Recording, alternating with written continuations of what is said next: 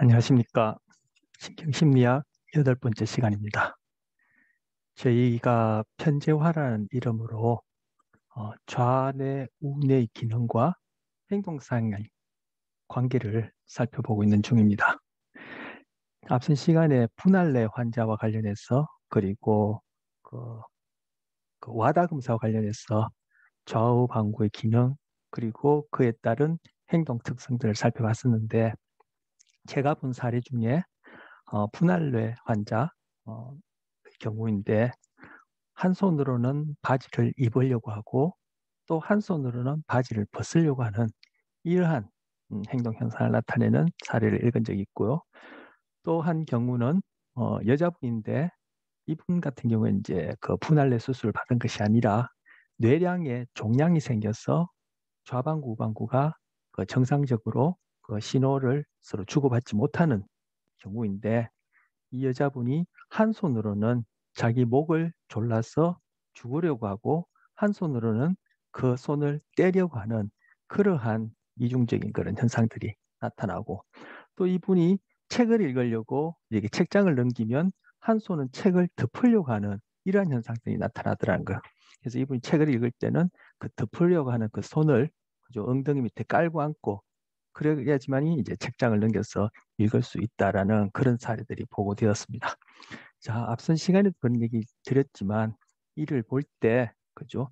최소한 좌방구, 우방구 기준으로 살펴본다면은 우리 안에는 어, 내가 모르는 평상시에 소위 정상이야 얘기하는 여러분이나 저 같은 경우에 내가 모르는 또 다른 자아가 있구나라는 것을 알 수 있고 또 앞선 시간에도 그런 걸 뭐 거듭 말씀드렸지만 그 뇌과학자들은 그 자아를 세 분화해서 5개까지도 그리고 익히 뭐 윌리엄 제임스 같은 경우에는 자아를 3개로 그렇게 구분했다라는 얘기를 했었습니다.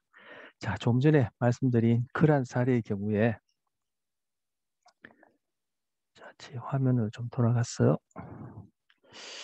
과연 어떤 손이 그죠? 책을 읽으려고 하고 어떤 손이 그 책을 덮으려고 하며 어떤 손이 바지를 입으려고 하고 또 어떤 손이 바지를 벗으려고 하는지 또 어떤 손이 어느 쪽 손이 저 내 목을 졸라서 죽으려고 하고 어떤 손 어느 쪽 손이 또 살려고 그 손을 뿌리치려고 하는지 한번 생각해 보시기 바랍니다.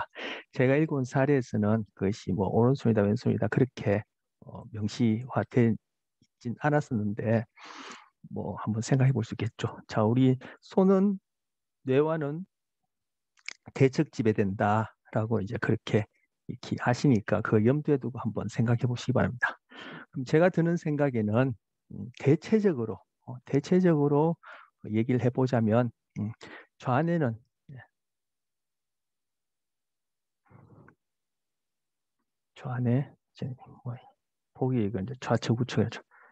좌뇌 우뇌 예. 좌뇌는 좀 유의적이다. 유의적이다. 그리고 우뇌는 대체로 좀 무의적이다. 이렇게 제가 표현해 볼 수 있겠습니다. 그럼 유의무의가 뭐냐? 이것도 이제 얘기를 해야 될 텐데 제가 대체적으로 좌에는 좀 유의적이다, 우에는 무의적이다 이렇게 이해되어져서 제 나름대로 한번 표현해 봤습니다. 자, 오늘 할 내용 이제 살펴보겠습니다.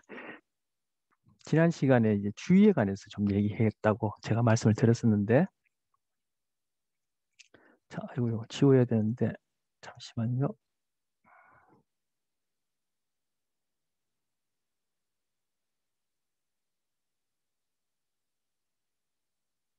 네. 자, 주의 얘기하기 전에 앞선 시간에 제가 그 파르미니데스라는 뭐 기원전 5세기 어떤 철학자를 거명하면서 언어가 어떠한 기능을 하는지 좀 말씀드린 적이 있는데 오늘도 그거 좀 말씀드리고 하려고 합니다. 이런 걸 왜 얘기하냐 싶을 수도 있을 텐데 이것이 인간 인식에 있어서 그렇고 그리고 우리의 인식이 대상이 되지는 이 세계 그 안에 포함되어 있는 우리 인간 결국 이 세계를 인식한다는 건 결국 우리의 인간의 눈으로 인식하게 되는데 그런 인간을 이해함에 있어서 지금 말씀드리고 앞선 시간에 말씀드렸던 이러한 것들이 아주 중요한 어떤 그러한 기준이 된다 할까요? 구분에 영향을 미치는 아주 중요한 토대가 되어진다 할까요? 이렇게 말씀드릴 수 있어요. 인간을 과연 어떻게 보느냐? 뭐 뒤에 가서도 그런 얘기 말씀드릴 수 기회가 있고 앞으로도 그런 얘기, 이전에도 그런 말씀드린 적이 있지만 인간을 소위 정신적인 그 영어로는 이제 마인드, 우리 마인드는 마음이라 하지만 그 마인드라는 단어 안에는 어떤 이성적인 그죠? 음, 이성적인 그러한 사고만 하는 어떤 그러한 인간의 그런 정신적 특성을 담긴 단어가 마인드라는 의미로 쓰이는데 우리는 이제 마음으로 이제 번역을 하긴 하지만 그리고 또 인간을 한편으로는 어떤 몸, 음, 몸을 중심으로 보느냐 이 두 개의 견해에 따라 인간 이해가 판이안에 달려질 수 있고 그에 따라서 연구하게 되어지는 인간 이해에 대한 결과가 어떻게 보면은 완전 오해의 소지만 나올 수 있는 이러한 중차대한 그러한 문제가 여기 걸려 있기 때문에 제가 이런 얘기를 기회 있는 대로 이제 말씀드리는 겁니다. 그럼 이제 마인드 그리고 몸 바디, 마인 바디를 나눠서 생각한다.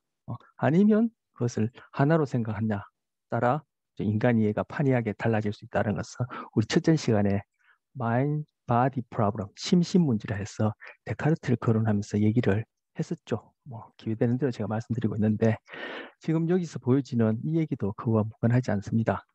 자, 여기 보시면 언어는 인간이 발명한 최대의 저주요 지구의 축복이다라는 말이 있더라고요.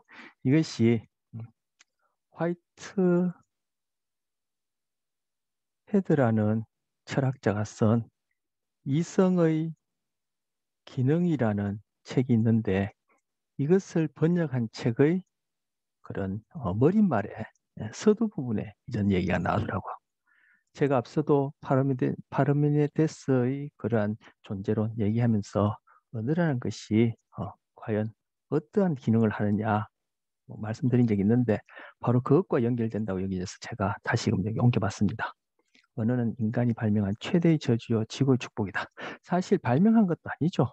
발명한 것이 아니에요. 이것이 그죠? 자연 선택에 의한 진화의 산물인 거죠. 그래서 인간이 이걸 뭐 발명하고 말고 할 그런 문제가 아니라 그냥 주어진 것이죠. 근데 인간에게 주어진 이런 자연 언어라는 것이 우리에게는 음, 예, 우리는 심리학이니까 인간을 이해함에 있어서 그렇고 이 세계를 이해하고 우리 삶에 있어서 이것이 커다란 문제를 낳는 소지도 되기도 하고 한편으로는 다른 동물들이 갖고 있지 않는 그런 자연을 가짐으로써 또 하나의 어떤 그런 적응적인 기능 측면에서는 또 축복이다 이렇게 얘기할 수 있다라고 제 나름대로 얘기해 볼 수 있겠습니다. 자, 그다음 보시면 이제 파르메니데스 앞선 시간에 그런 얘기를 파르메니데스에 대해서 좀 언급한 적이 있는데 여기 다시금 제가 파르메니데스라는 사람이 생각하는 존재란 것이 무엇이냐 즉 파르메니데스적 존재 론 이렇게 제목을 붙여놨는데 이 존재론이라는 것은 결국 인식론하고 뗄 수가 없어요. 우리가 지금 하는 게 뭐예요? 인간 이해죠. 인간 이해에서 인간을 어떻게 인식할 것이냐 그죠? 인식하는 어떤 접근법에 따라 인간 이해는 판이하게 달라진다. 그럴 수밖에 없고 좀 전에도 그런 얘기를 했었어. 근데 이 인식론이 이 어떠냐에 따라 그 존재론이 또 결정돼요.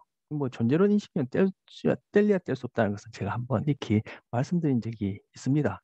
근데 파르메니데스적 존재론이라는 것은 이게 바로 서양 철학 뭐 철학이라는 말을 거창하게 안 붙이더라도 철학이라는 것을 얘기하면 좀 거북스럽고 그죠? 나하고는 좀 먼 얘기인 것 같고 거창해 보이지만 사실 우리가 살고 있는 이 삶의 한순간 한순간 이것이 다 철학적인 거예요.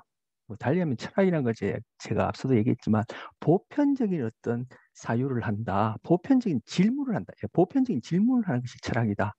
이렇게 말씀드리고 실제 그것이 어, 올바른 정의이기도 하고요. 그렇다면 우리는 평상시에 야 과연 뭐가 그렇지? 어떻게 해야 되지? 이런 것들 뭐예요? 상황마다 달라지지만 그죠? 그러한 다양한 상황을 다 뭉뚱그려서 시대와 장소를 불문하고 이러한 경우에는 과연 우리는 어떻게 생각하고 행동하는 것이 어떻게 사는 것이 가장 적절할까? 바로 그런 것들이 보편적 질문을 하는 것이죠. 그러니까 우리는 평상시에 늘 철학적 사유를 하고 있는 거예요.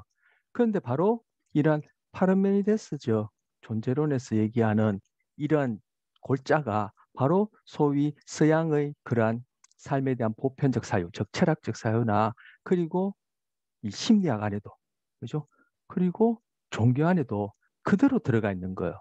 어, 지금은 많이 음, 예전 같진 않지만 우리가 살펴봤을 듯이 예전 같진 않지만 이런 우리가 살펴본 거는 뇌과이라든지 다른 여러 학문 분야에서 밝혀진 그런 사실들을 바탕으로 이러한 파르메니데스적 존재론이 과거처럼 이 시대나 뭐 중세나 근대처럼 그렇게 생각하지는 않지만 여전히 그 뿌리가 남아 있어서 이러한 사고의 경향성이 그쪽에는 남아 있어. 예. 뭐 학문이 되었든 종교가 되었든 그죠? 근데 이 파르메니데스 존재론이 어떤 생각을 하냐면은 바로 존재라는 것은 곧 사유라고 생각하는 거예요. 즉 뭐냐? 내가 생각할 수 있는 것이 있다면은 그 대상은 반드시 존재한다는 것이요. 이렇게 한번 말씀드린 적이 있습니다. 그렇다면은 그때 이 사유라는 것은 결국 우리가 하는 것이죠. 무엇이 진정한 존재가 뭐냐? 뭐 그죠? 그리고 뭐 인식론이란지 인간을 이해한다든지 세상을 인식한다든지 이거 다 인간이 하는 것인데 바로 인간이 하는 그 사유라는 것은 뭐냐 하면 바로 그것이 언어적 사유라는 거야. 즉 이 파르메니데스적 존재론, 파르메니데스적 인식론이 뭐냐면은 곧 우리가 생각할 수 있다면은 그 대상은 반드시 존재한다는 이런 생각을 갖고 있는 거예요. 그런데 이때 사유라는 것은 그죠? 인간이 하는 사유일 텐데 인간의 사유는 대부분이 언어적 사유예요. 하지만 이 파르메니데스적 사유는 인간이 하는 사유 대부분은 언어적인 사유고 그 위에는 언어적이지 않은 비언어적 사유를 포함해서 생각하는 사유가 아니라 파르메니데스의 사유는 곧 언어적 사유만을 얘기하는 거예요.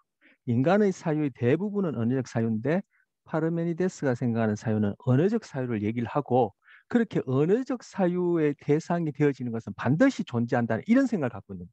바로 그게 뭐요?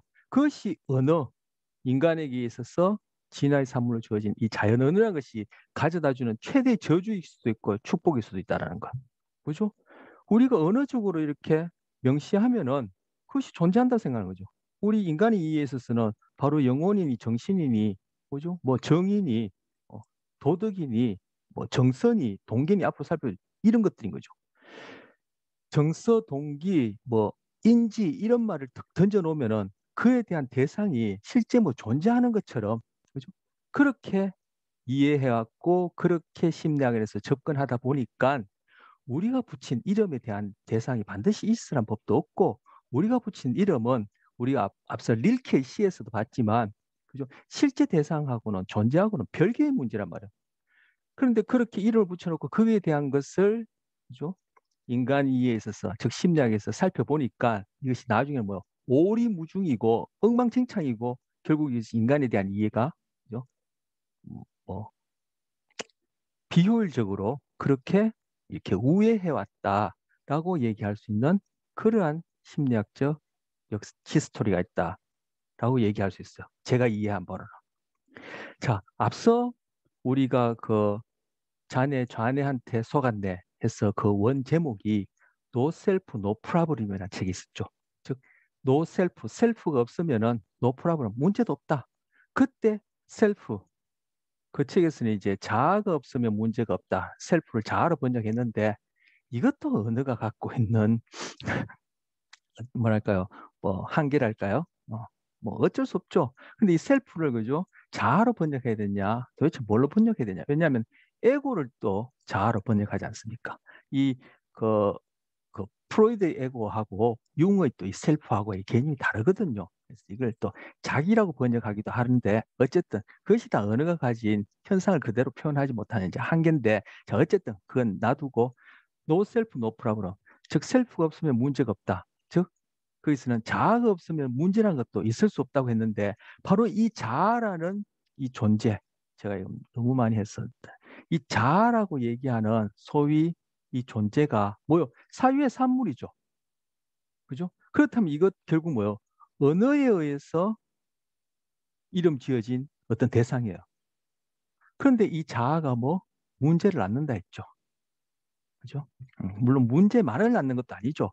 뭐든지 이제 그 밝은 면이 있다면 어두운 면이 있는 것처럼, 그죠? 적응적인 면이 있다면 부적응적 면이 있고, 적응 부적응이란 것도 상황 상황마다 다 바뀌는 거다. 절대적으로 이렇게 딱 정해진 것이 아니다, 고정된 것이 아니다는 얘기를 한 적이 있는데, 어쨌든 지금 자아가 문제를 낳는다는 식으로 그때 우리 책을 봤었어. 그렇다면 뭐요? 이 자아는 언어의 산물이란 말이에요. 그래서 이건 제가 표현해 본 겁니다. 언어가 없으면은 우리에게는 문제도 없어요. 자아가 문제를 낳는다 했는데, 결국은 금방 말씀드린 이 맥락 하에서, 그죠? 결국 우리에게는 언어 때문에 모든 문제가 생긴다, 이렇게도 얘기할 수 있단 말이야. 그래서 이거 언어가 없으면 문제가 없다란 말은 제가 붙여본 말이야. 그렇다면 바로 이 말, 그죠? 화이트 헤드라는 20세기 최고의 뭐 철학자로 일컬어지는 그 사람이 쓴 이성의 기능이란 그 책 서문에 번역한 책, 그런 그 초도 부분에, 언어는 인간이 발명한, 아까 말해서 발명한 게 아니라 주어진 것인데, 그죠? 진화의 삶을 주어진 것인데, 어쨌든 인간이 갖고 있는 자연 언어는 최대의 저주일 수도 있고 또 최대의 축복일 수도 있다라고 얘기한다는 겁니다.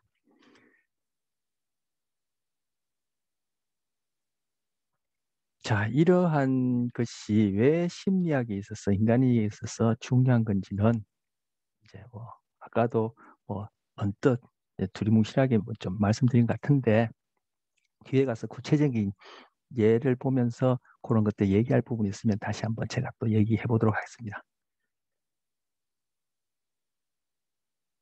자, 오늘 이제 주의와 관련해서 이제 좀 말씀드려야 될 텐데, 주의 말씀드리기 전에 먼저 말씀드려야 될 게 있어. 뭐 주의와 뗄려야 뗄 수 없는 그러한 관계가 있는 현상이 있어.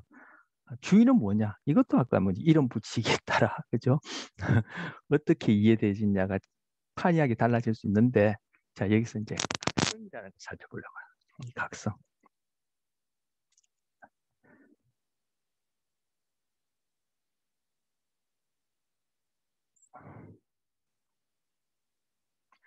각성도 이 뭐 소위 뇌과학자들마다 이것이 또 그 개념이 좀 분분해요. 우리는 각성을 어라우절, 어라우절 이렇게 번역하기도 하고, 달리면 어라우절을 각성으로 번역하기도 하는데, 어떤 사람은 이걸 awake, 예, awake 이걸 각성이라고 얘기해야 되고, 이 어라우절은, 그죠? 이것은 각성이라 번역하지 말고, 그죠?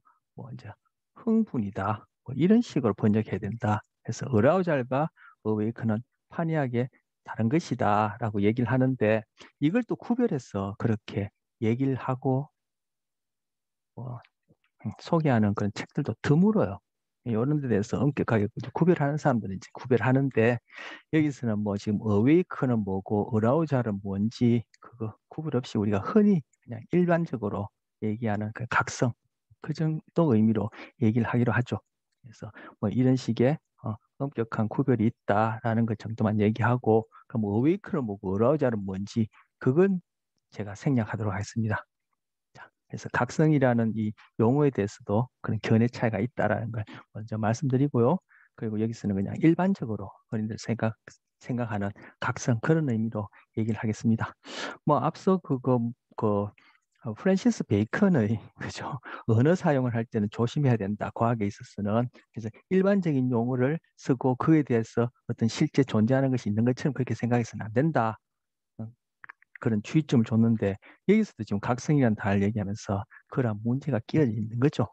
그리고 그런 맥락에서 아까 언어가 어떤 역할을 하느냐, 그리고 파라메니데스죠, 그런 존재론을 얘기를 했던 거예요. 자, 각성 얘기를 다시 하겠습니다. 자, 일반적인 의미에서 각성입니다. 자, 이 각성은 의식의 수준을 결정한다, 의식의 수준을 영향을 주는 것이 각성이다, 이렇게 얘기를 할 수 있습니다. 할 수 있는 게 이제 진짜 그렇죠.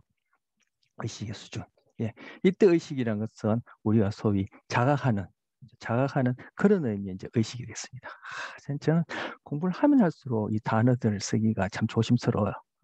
예전에 오래전에 이런 그런 심리학에서 쓰는 이런 용어들을, 그 미묘한 차이를 제가 지금보다 더 어렴풋이 나만 알고 있을 때, 더 몰랐을 때 이런 것들을 좀 얘기를 나눠보고 소위 뭐 대답해 줄 만한 그런 전문가한테 질문하니까 저를 이상한 눈으로 쳐다보던데 저는 그 질문을 지금 한 거의 10년째 계속 갖고 있으면서 이렇게 책을 보거나 얘기를 생각해 보면은 그렇게 이상하게 대접받았던 것이 좀 잘못됐다는 생각이 들어요. 왜냐하면 금방 말씀드렸듯이 이 언어라는 것이, 그리고 이 용어의 개념을 어떻게 정의하냐가 심리학 안에서도, 그죠? 어떤 현상이라든지 인간을 이해함에 있어서는 굉장히 큰 차이를 낳게 되거든요.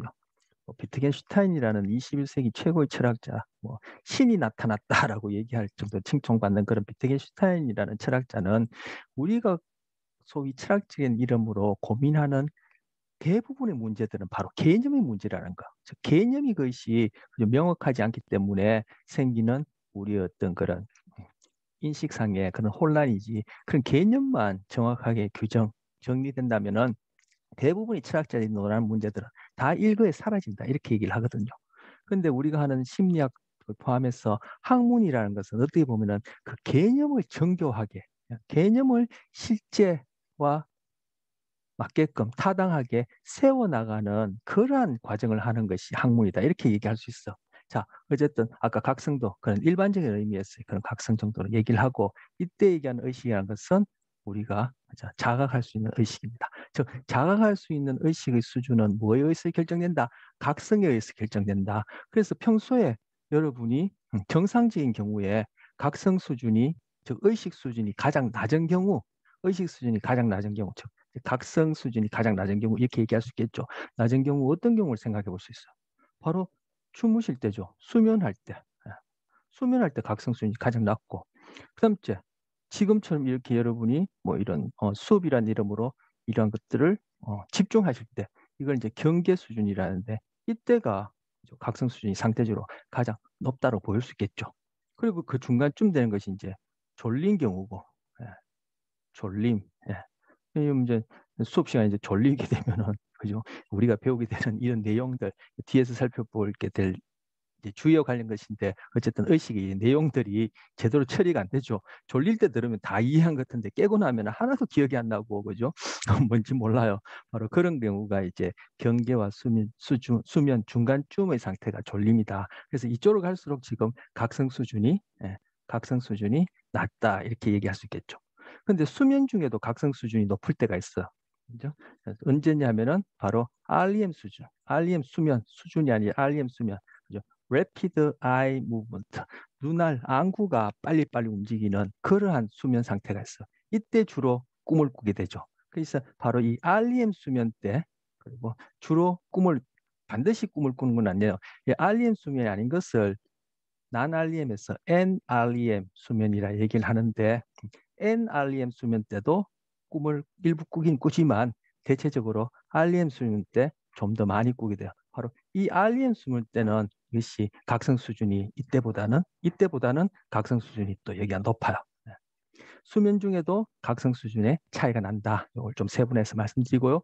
그럼 이건 여러분이나 저처럼 소위 뭐 정상적인 경우를 살펴볼 수 있는 각성 수준이 될 테고, 우리가 이제 뭐 사고나, 그죠? 어떠한 다른 그런 뭐 독성 물질에 노출된다든지 어떤 병리적인 상태로 수면 각성 수준이 더 떨어지는 경우를 생각해 볼 수 있죠.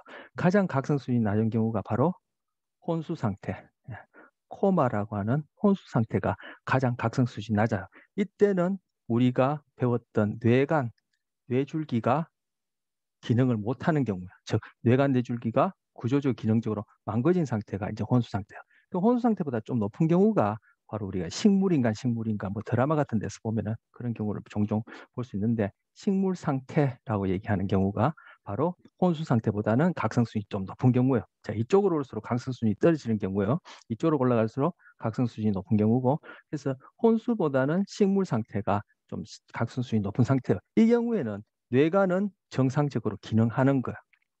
그래서 이 사람들 같은 경우는 말 식물 상태. 식물들이 뭐죠? 광합성, 그리고 그런 그 땅에 뿌리를 내리고 땅으로부터 영양분, 미네랄을 이렇게 보충해서 결국 그 안에서, 그죠? 그런 영양분을 만들고 축적 저장하고 성장을 하죠. 즉 우리도 이 식물 상태에서는 뇌간이 정상적으로 기능하는 그러한 식물 상태에서는, 그죠? 영양분이 주어지면은, 그죠? 위 소화계 배설계를 통해서 그렇게 흡수 소화되어지고 우리 몸에 필요한 그런 영양분을 만들고 배설 작용을 한다는 그런 의미로 식물과 같은 상태다 이렇게 얘기를 하는 거죠. 그 경우에도, 그죠? 뭐 뇌간이 정상이고, 그죠? 의식, 소위 정상적인 의식 그런 상태가 아니라 하더라도, 그죠? 우리 생존을 가능하게 하는 것들은 자기가 알아서 저절로, 우리가 앞서 배웠던 자율신경계와 관련해서, 그죠? 그런 것들이 저절로 그냥 그 생명을, 그죠? 유지하는 그런 장면들이 일어나는 거예요. 자, 그래서 가장 낮은 단계가 혼수 상태, 그다음 제식물 상태, 그것보다 좀 높은 것이 수면 상태, 졸림 상태, 견디 상태입니다. 자, 이쪽으로 갈수록 이제 각성 수준이 높아진다고 했는데, 그러면 경계 상태보다 더 높은 각성 수준이 뭐가 있을까요? 바로 그것이 정서 상태입니다. 정서 상태. 대표적으로 여러분이 화가 났다, 분노한다, 화가 났다 할 때는, 그죠? 흔히 하는 말로 눈에 뵈는 게 없죠.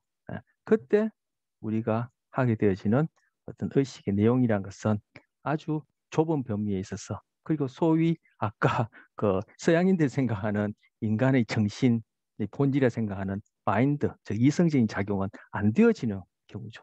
이때 정서 상태가 각성 수준이 가장 높은 거야. 그래서 각성 수준이 낮아도, 즉 식물 상태나 수면이나 어, 식물 상태나 혼수, 아니면 수면 이런 상태, 졸린 상태에서도 아까 정보 처리가 잘 안 된다 했죠. 각성 수준이 너무 낮아도 정상적인 그러한 의식의 내용을 경험하지 못하고 의식의 내용을 잘 처리하지 못하지만, 각성 수준이 높아서 너무 높더라도, 즉 바로 정서 상태에서 이런 화가 난다든지 하는, 분노한다든지 하는 이런 경우에도 우리는 이 뇌가 평상시와는, 그걸 뭐 비정상적이라 얘기하기는 곤란하고요. 평상시와는 다른 그런 식의 정보 처리가 일어난다라고 볼 수 있어. 그리고 또 하나는 뭐요? 소위, 그죠? 사랑에 빠졌다. 이것도 뭐 흔히 말로 눈에 뭐가 콩깍지가 치였다 하는 경우에는, 그 경우에 내려지는 우리의 그런, 아까 서양인들이 인간의 정신의 본질이다, 오롯이 그것만이 인간의 정신이고 다른 동물과 구별된다라고 얘기하는 그런 마인드가 정상적으로 작동을 안 하죠. 정상적이야. 그것도 뭐 비정상적이라 얘기하보다는 평상시와는 다르게 작동하죠. 그래서 다른 제3자가 보기에는 얼토당토 않는 그러한 판단과 생각을 해요. 그 본인도 바로 이러한 정서 상태에서 빠져나오면은 그때서야 내가 미쳤지 이렇게 생각하는 거죠. 그래서 이상적인 줄 알았더니만 이상한 놈들을 만나게 되는 이런 경우가 가죠. 바로 각성 상태가 가장 높은 정서 상태에 해당하는 경우다 이렇게 얘기할 수 있어요. 자, 정서 상태를 왜 얘기했냐면은 각성 수준이 너무 낮아도, 그죠? 우리가 평상시 소위 요러한 상태에서 내려지는 그러한 뇌의 작용이 안 되어지지만, 각성 수준이 너무 높아도 이 평상시와는 다른, 그렇다 해서 비정상적이라 얘기는 할 수 없어요. 그 나름대로 그것이 적응적인 측면이 있는데, 평상시와 다른 그러한 어떤 그런 뇌의 작용과 관련된 행동 특성이 나타난다. 그걸 이제 얘기를 한 겁니다. 이걸 바로 각성의 스펙트럼이랍니다. 즉 각성의 스펙트럼에 따라 의식 수준이 결정되는 거죠. 이것이 지금 혼수, 식물, 수면 안에서도 아까 이렇게 REM과 난REM 나뉜다 했고, 또 졸림, 경계, 정서, 이것을 바로 각성의 스펙트럼이라 하고, 각성의 스펙트럼에 따라 의식 수준이 달라지고, 그 의식 수준이 어떠냐에 따라 바로 의식의 내용이 또 영향을 받기 때문에 제가 이걸 쭉 말씀드려 본 겁니다. 자, 그런데 바로 이 각성의 스펙트럼을 조절하는 부위가 바로 뇌간 각성 조절 시스템이라고 불리는 부위가 있어요. 즉 그게 어디다? 뇌간에 있다는 거죠. 바로 뇌줄기에 있다는 거죠. 그거 관련해서 좀 상세히 살펴보려고 합니다. 자, 여기 보시면 바로 각성, 여기서 이제 각성 어라우잘이라 했는데, 어라우잘은 각성이 아니라 뭐 흥분이다 또는 환기다, 뭐 이렇게 얘기를 하고, 각성은 어웨이크를 각성이라 얘기해야 된다라고 하는 그런 학자도 있고 논란이 있다 했는데, 여기서 이제 어라우잘을 각성이라고 이제 얘기를 합니다. 이 책에서는, 이 학자는. 그래서 각성이 중요한 내부에서 여기서 뇌를 보여주고 있는데, 지금 여기가 숨내, 연수고, 이 부위가 다리내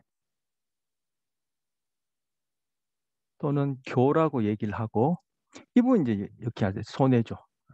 손해. 그리고 요 부위가 바로 중뇌예요. 그래서 중뇌, 다리뇌 연수 이걸 다 합쳐서 이게 뭐예요? 바로 이게 바로 뇌간, 뇌줄기예요. 손해를 뇌간, 뇌줄기에 포함하는 경우가 간혹 있습니다. 근데 대체로 이 손해는 포함시키지 않은데 이것이 발생학적으로 보면 손해도 이 뇌간, 뇌줄기에 먼저 포함된다고 볼 수 있어요. 자, 여기서 바로 어디 뇌간 부분에 뇌간 부분에 바로 각성을 조절하는 그러한 시스템. 자, 시스템이란 용어 앞서 우리 분산신경만 얘기할 때 센터와 시스템 구별했었어요. 바로 그 시스템이 있다는 거. 바로 여기 빗금침 부분이요. 즉 뇌간 중에서도 그죠? 상위 부분 뇌간, 즉 교와 중뇌에 걸쳐서 있는 이 부분이 바로 각성 조절하는 부위이고 그 연장선상이 어디 시상까지도 여기서는 시상 부위를 전체적으로 빗금쳐놨지만 시상 중에 일부 그 뭐 전문적인 용어가 있습니다만 그 부위를 일컫는 근데 우린 그건 생략하고 시상 중에 일부까지도 뭐 제가 뭐 여기는 적지 말죠 그런 구체적인 이름은 그래서 시상 중에 일부까지도 바로 어디 각성을 조절하는 시스템에 포함된다라고 그렇게 밝혀져 있습니다. 즉 뇌간 뇌줄기에서 상위 부분, 즉 교와 중뇌에 걸쳐 있고 그리고 시상까지도 연결되진 이 부분이 각성기에 포함한다. 각성 조절 시스템 포함된다. 이렇게 얘기를 하고 있습니다. 자, 그래서 여기서 보여드릴 화살표, 즉 우리가 외부로부터 감각이 들어온다면 시각이든 뭐 청각이든 그죠 체감각이든 들어오면은 그 감각 정보가 시상을 거쳐서 시상은 감각 중개소로 했죠. 그래서 시상을 거쳐서 대뇌 피질로 옮겨져서 그다음 정보 처리가 되어지기 전에 아니면 그 되어지는 것과 병렬적으로 그죠? 이 감각 정보들이 어디 바로 여기서 보여주는 이러한 뇌관 각성 조절 시스템 쪽으로도 감각 정보가 들어가요. 그래서 우리가 뭘 본다, 듣는다, 아니면 신체적으로 뭘 느낀다, 즉 감각한다 할 때는 그 정보가 대뇌 피질로 가서 그 대상에 대한 어떤 인식을 처리하기 위한 그런 정보 처리도 되어지지만 동시에 그 감각 정보들이 바로 뇌관 각성 시스템으로 들어가서 이 뇌관 각성계를 깨우게 되는 거죠. 그래서 이 각성 스펙트럼상의 어떠한 수준 이상, 즉 우리가 지금 이렇게 수업이라는 이름으로 만나는 이 경우에는 경계 상태가 되어져야 되거든요. 그래서 바로 경계 상태를 유지할 수 있는 즉 각성 수준, 즉 의식 수준을 마련하기 위해서 여기서 보여지는 화살표처럼 이 뇌관 각성계가 각성기를 통해서 대뇌 전체로 신호를 줘서 즉 우리가 배웠던 활동 전이 그리고 이 종착지에는 신경 전달 물질 분비함으로써 뇌 전체를 즉 전뇌를 달리하면은 대뇌 피지를 깨워내게 되는 거예요.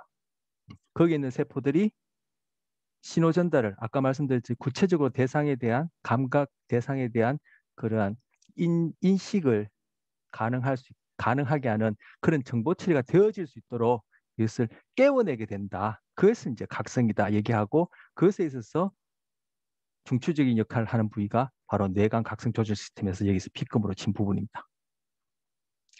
비유하자면 컴퓨터를 통해서 제가 그림을 그리든 뭐 음악을 듣든 영화를 보든 지금처럼 이렇게 여러분한테 이런 내용을 소개하든 먼저 컴퓨터를 뭐 켜야 되겠죠. 컴퓨터에다 파워를 넣어야 되겠죠. 바로 그것이 지금 각성 또는 의식 수준과 관련된다 볼 수 있어요.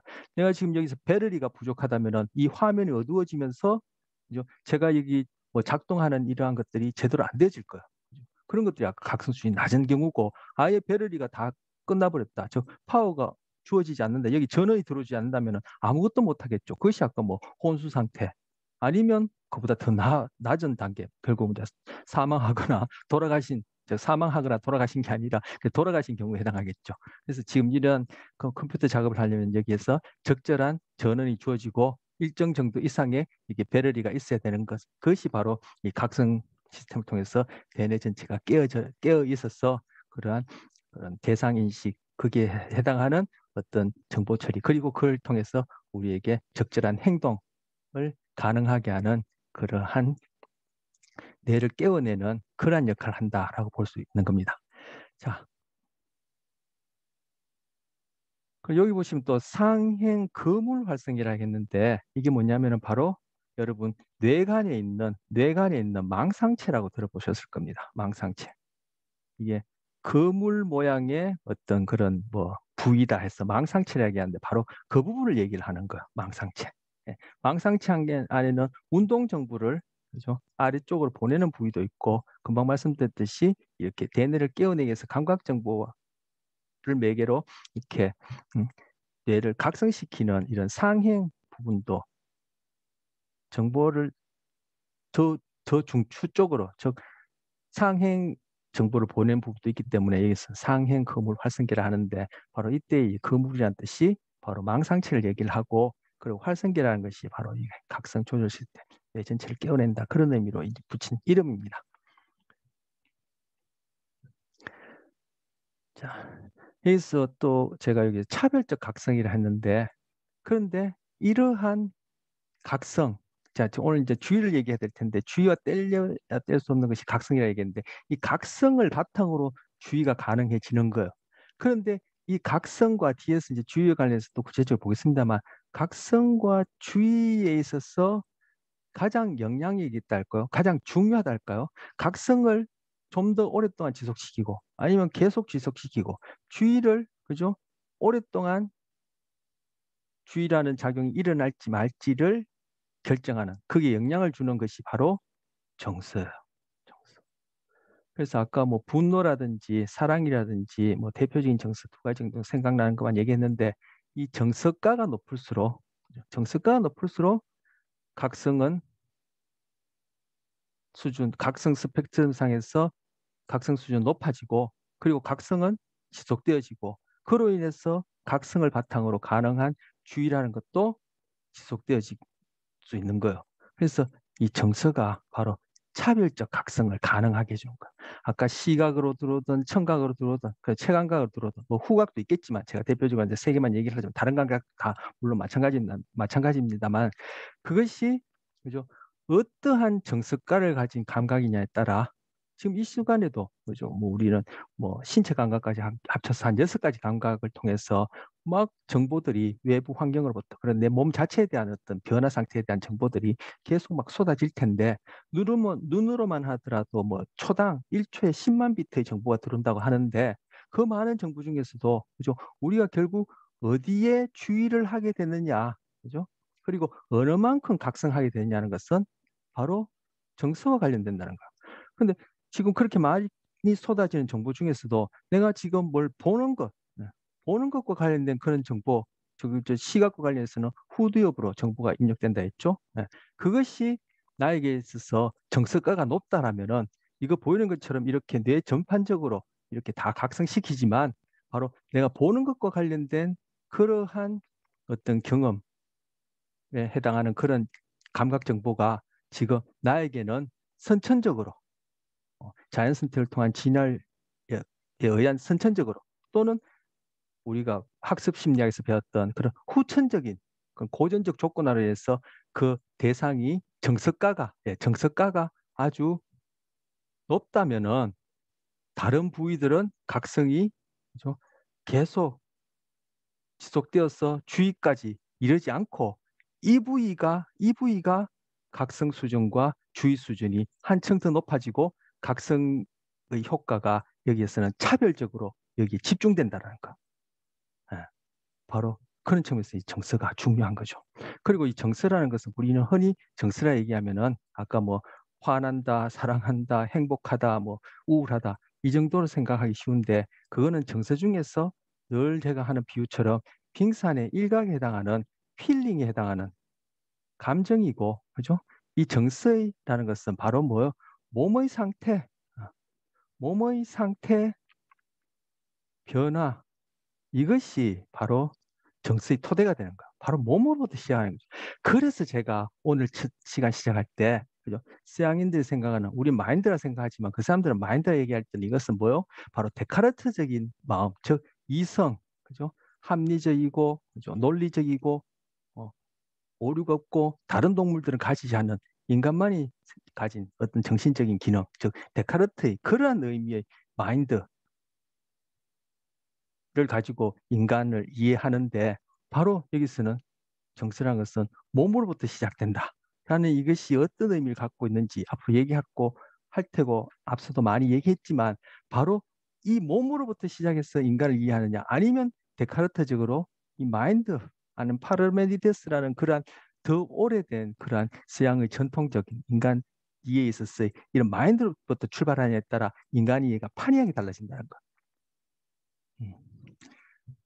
이 마인드 중심의 어떤 인간의 심리학은 이 몸을 무시해왔고 고려하지 않았고 상대적으로 도외시해왔고 이제서야 관심을 두기 시작하는 거야.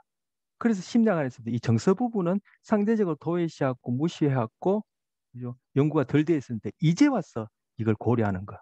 그래서 인공지능에 있어서는 이 부분이 구현이 안 돼 있는 거. 이 부분은 많이 구현돼 있는데 뭐 이 부분이 이성이라는 것이 논리적이고 합리적이니까 결국 뭐요? 서양의 그러한 철학적 전통, 파르메니데스의 뒤를 잇는 그런 소크라테스나 플라톤이나 아리스토텔레스가 생각하는 바로 수학적인 인간, 술이라 썼는데 수학적인 인간, 논리적인 인간, 기하학적인 인간. 이것이 인간의 정신이고, 그죠? 다른 동물들에는 없고 우리에게만 있고 이것만이 온전한 정신이다라고 생각해왔다는 거죠. 그것이 데카르트에 와서 바로 그런 마음과 심신 문제에 있어서 이원론적 생각을 하게 된 뿌리예요. 그런데 이것이 그대로 구현된 것이 뭐예요? 이것이 그대로 구현된 것이 인공지능 아니에요. 그런데 인공지능이 이런 식으로 구현해 보니까 이것이 말 그대로 인공지능이 아니더라는 거예요. 인간이 갖고 있는 그런 지능적 기능하고는 많이 다르더라는 거예요.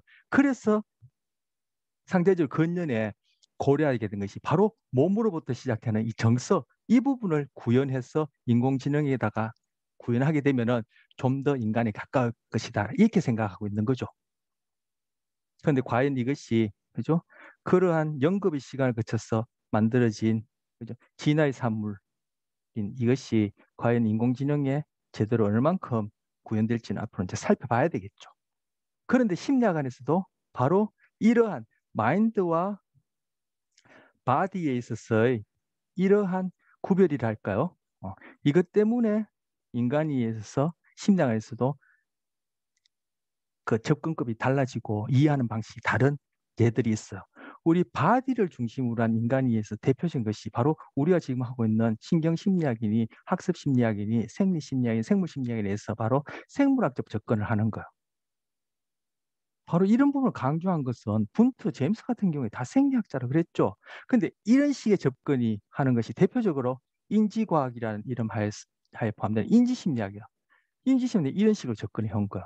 그래서 그 인지심리학 쪽에는 지금은 안 그렇지만 지금 예전보다 다르지만 상대적으로 과거에는 이런 부분을 그죠 바디 부분을 도외시했단 말이야. 그렇다면 이 인지심리학을 통한 이 인간이의 마인드만 들어보는 이 인간이해가 얼마나 그죠 편협할 수 있고 오히려 이해한다고 했지만 우회하는 식으로 아니면 뭐 부정적으로 얘기하면 헛다리짚은 그런 경우가 없지 않아 있을 수 있고 있었다라는 거. 이 바로 인지심리가 갖고 있는 이 마인드 이런 식으로 인간을 이해하는 이 접근법이 바로 서양 사상 즉 데카르트를 거슬러 올라가서 그리고 종교 그리고 거슬러 올라가서 그런 파르메데스 그런 전통을 버리지 못한 그런 서양 사상에서 보는 인간 이해예요. 그런데 동양에서는 결코 이 두 개를 구분하지 않거든요. 구분하지 않고 바로 지금 정서라는 것이 각성에 영향을 주고 이 각성이라는 것이 주의에 영향을 주고 이 주의가 결국 우리가 살펴볼 땐 의식의 내용과 관련해서 기억까지도 얘기를 하는 이러한 하나의 연속된 차원에서 몸부터 시작하는 이러한 식의 생각을 뭐 동양에서는 오래전부터 해왔단 말이에요. 그리고 당장에 앞서 말씀드린 적도 있지만 푼트나 윌리엄 제임스가 바로 생물학자, 생리학자라는 것이 이런 의미하고도 연결되어지는 거야. 근데 워낙 이쪽 전통이 강하다 보니까 그죠? 강하다 보니까 여기에 대해서 상대적으로 도외시 되었다는 거죠. 그래서 제가 앞서 마인드란 개념과 연결되어지는 언어라는 것이 인간에 있어서 어떠한 한계를 가져주는지를 제가 어, 거듭 말씀드렸던 거예요. 자, 차별적 각성 얘기를 하다가 정서 얘기를 하는 바람에 몸 얘기를 하다가 이것이 몸과 즉 바디와 그죠? 마인드라는 바디와 마인드라는 두 개의 측면을 이분법적으로 생각할 때, 그죠? 인간이 있어서 그런 마인드 중심으로 접근하는 것이 어떤 오류를 낳을 수 있는지 좀 제가 얘기를 하게 되었습니다.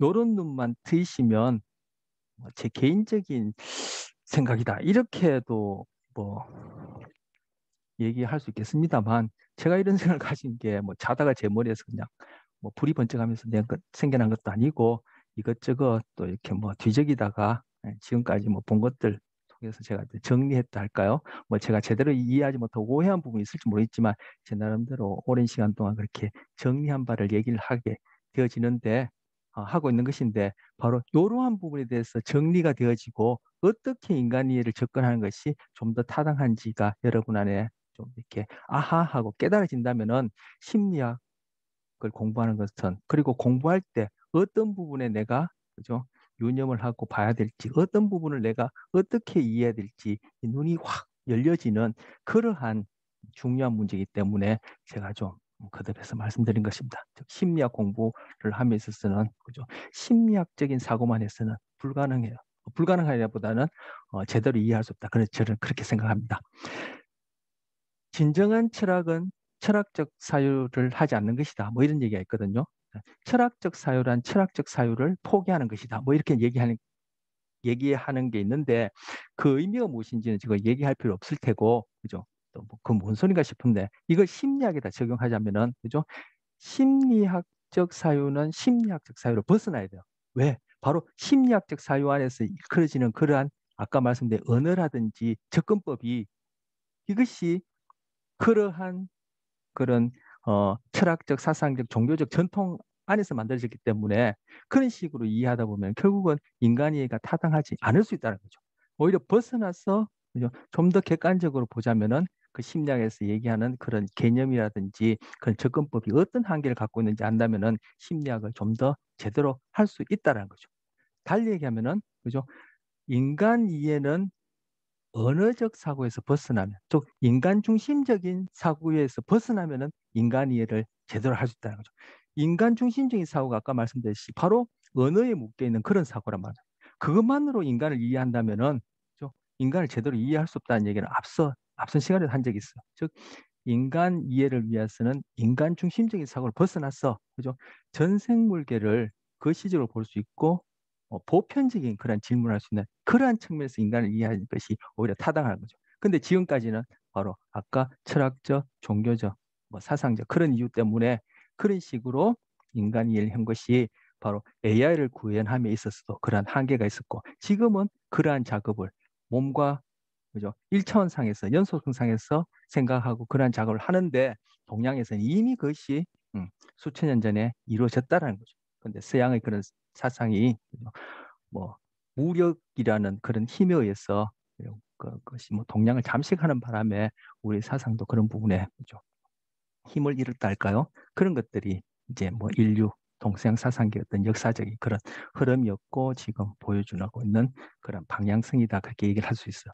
그래서 뭐 앞으로 젊은 친구들, 그죠, 뭐 4차 산업혁명 시대 뭐 이렇게 얘기를 하는데, 앞으로 우리 동양 사상의 그런 이분법적 생각이 아니라 이제 연속된 차원에서의 그러한 어떤 사상 세계를 바라보고 인간을 이해하는 이런 식의 공부가 우리에게는 아주 좀 더 적응적이고 타당한 그러한 공부고, 인식이고 견해일 수 있다, 그렇게 얘기할 수 있습니다. 자, 제가 평소에 뭐 앞선 시간에도 그렇고 오늘도 그렇고 좀 얘기하고 싶었던 걸 좀 오늘 정확하게 많이 얘기를 하게 되어서, 여기 뭐 마련한 내용을 벗어나서 많이 얘기를 지금 하고 있고 또 하게 되었습니다. 평소에 드리고 싶었던 얘기고, 심리학을 함에 있어서도 중요한 그런 견해이기 때문에 제가 오늘 시간을 많이 할애해서 좀 얘기하게 됩니다. 자, 이러한 각성에 의해서 의식의 수준이 마련되어지면은, 그걸 바탕으로 의식의 내용이 마련되어지는 것이죠. 바로 주의라는 것은 의식의 내용 중 하나예요.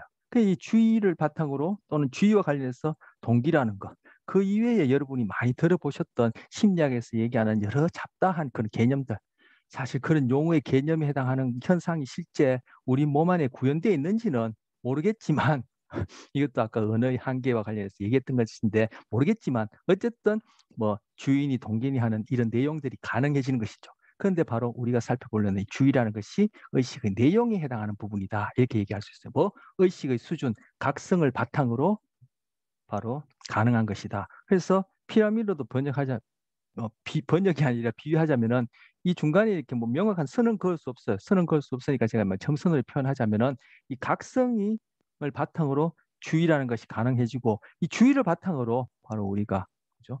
또 다른 의식의 여기도 이제 점선으로 해야 되겠죠. 또 다른 의식의 내용에 해당하는 뭐 동기니 심리학에서 얘기하는 잡다한 그런 개념들에 해당하는 현상들을 생각해 볼 수 있겠죠.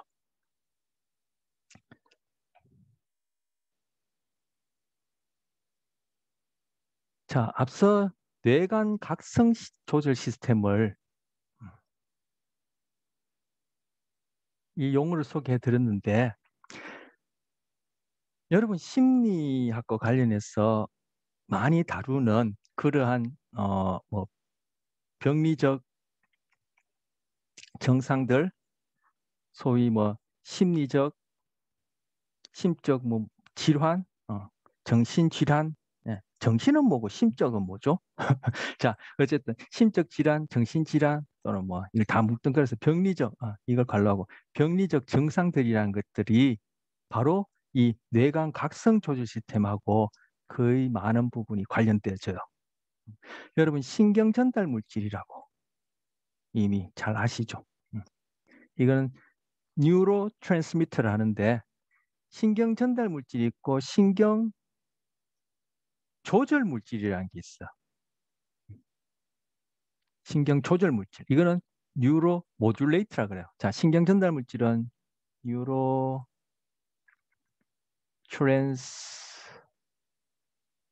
트랜스미터라고 하고 신경 전달 물질. 신경 조절 물질은 뉴로 모듈레이트라 그래요. 자,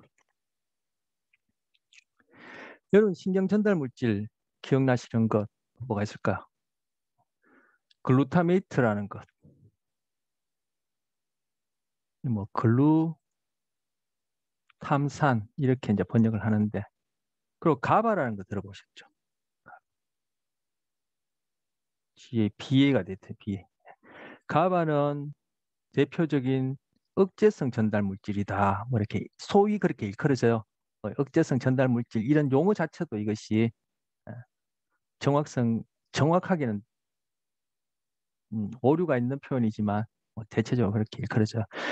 글루타메이트는 음, 대표적인 흥분성 신경전달 물질이다. 이것도 마찬가지로 글루타메이트 흥분성 신경전달 물질이다. 이렇게 얘기하는 것도 이것은 어, 전문적으로는 틀린 표현인데 어쨌든 뭐 일반적으로 대체적으로 그렇게 개론 수준에서 이렇게 얘기를 해요. 그 이외에 여러분 들어보셨던 신경전달 물질 뭐가 있습니까? 도파민 있고 세로토닌 있고 그리고 아세틸콜린이 있고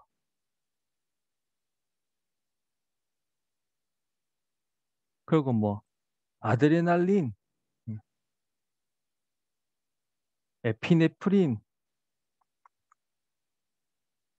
에피네프린이 아드레날린이 같은 말이에요. 어, 그럼 여기 앞에서 노르 아드레날린, 노르에프린 이런 것들 들어봤을 거야. 바로 제가 지금 적은 하나, 둘, 셋, 넷, 다섯, 여섯 개가 가장 많이 일컬어지는 대표적인 신경 전달 물질이라고 얘기할 수 있고 우리가 신경 전달 물질에 대해서 배울 때 가장 먼저 배우는 거야. 그런데 엄격하게 이제 전자 우리 뭐 개론 수준에서 이걸 다 신경 전달 물질 얘기하지만 엄격하게 구별하면은 신경 전달 물질은 이 두 개만 뉴로트랜스미터 신경 전달 물질이고 이것들은 뭐 신경 조절 물질이에요. 즉 이 대뇌 겉질 피질 부위에서 세포들 간에 신호를 주고받았어. 정보 처리를 그죠? 아주 복잡하게 나갈 때 그런 부분에 쓰여지는 신경 전달 물질은 글루타메이트가 흥분성으로 다음 세포에서 그죠? 뭐 활동 전이를 일으키든 아니면 가바가 억제성으로서 다음 세포에서 활동 진에 일어나는 것을 억제하든 이런 식으로 이 두 녀석이 작용해서 하는 것이고 바로 뇌관각성 조절 시스템과 관련해서 이 부위 어디 아까 뇌관 뇌줄기 중에서도 상위 부위에 해당하는 이 부위에서 뇌 전체를 어느 만큼 어떻게 깨워냄으로써 이러한 구체적인 정보 처리가 일어나고 그것이 의식의 내용을 가능하게 해줄지를 조절해주는 물질이 바로 이것들이에요. 우린 신경 전달 물질을 배웠지만 예, 신경 조절 물질이에요. 이것들이 어디서 바로 여기서 얘기하는 뇌관 각성 조절 시스템 이야기하는 이 망상체 안에서 이 녀석들이 즉 만들어졌어. 즉 세포체 내에서 만들어져서 이렇게 축삭 종말에서 활동전에서 분비되어지게 되는 거야. 그래서 우리가 심리학에서 살펴보는 많은 그리고 관심 있어 하는 대부분의 그러한 아까 병리적 증상, 즉 심적 또는 정신적 질환인 것이 이것들하고 관련되는데 이것들이 뭐다? 바로 각성 조절 시스템하고 관련된다는 거. 그런 의미에서 지금 이 의식의 수준이라는 것이 우리의 심적, 소위 정신적 건강하고 어떻게 관련이 되는지를 볼 수 있는 거죠. 바로 의식 수준이 이러한 신경 조절 물질에 의해서 이 대뇌 전체를 어느 만큼 깨워내느냐, 즉 어떻게 조절하느냐가 그것이 구체적으로 글루타메이트나 가바에서 처리되어지는 정보가 과연 어떤 의식의 내용을 만드느냐에 중요한 영향을 준다라는 거죠. 그래서 바로 주의 들어가기 전에 바로 금방 말씀드린 이러한 대표적인 네 가지 신경 조절 물질이 우리가 가장 흔하게 보는 그러한 그런 병리적 증상하고 어떻게 관련되는지 바로 뇌관 각성 조절 시스템에 관련해서 살펴보려고 합니다. 그것이 다음 슬라이드의 내용입니다. 자, 보시면 여기 지금 바로 이것이 노르아드레날린이에요. 예, 리달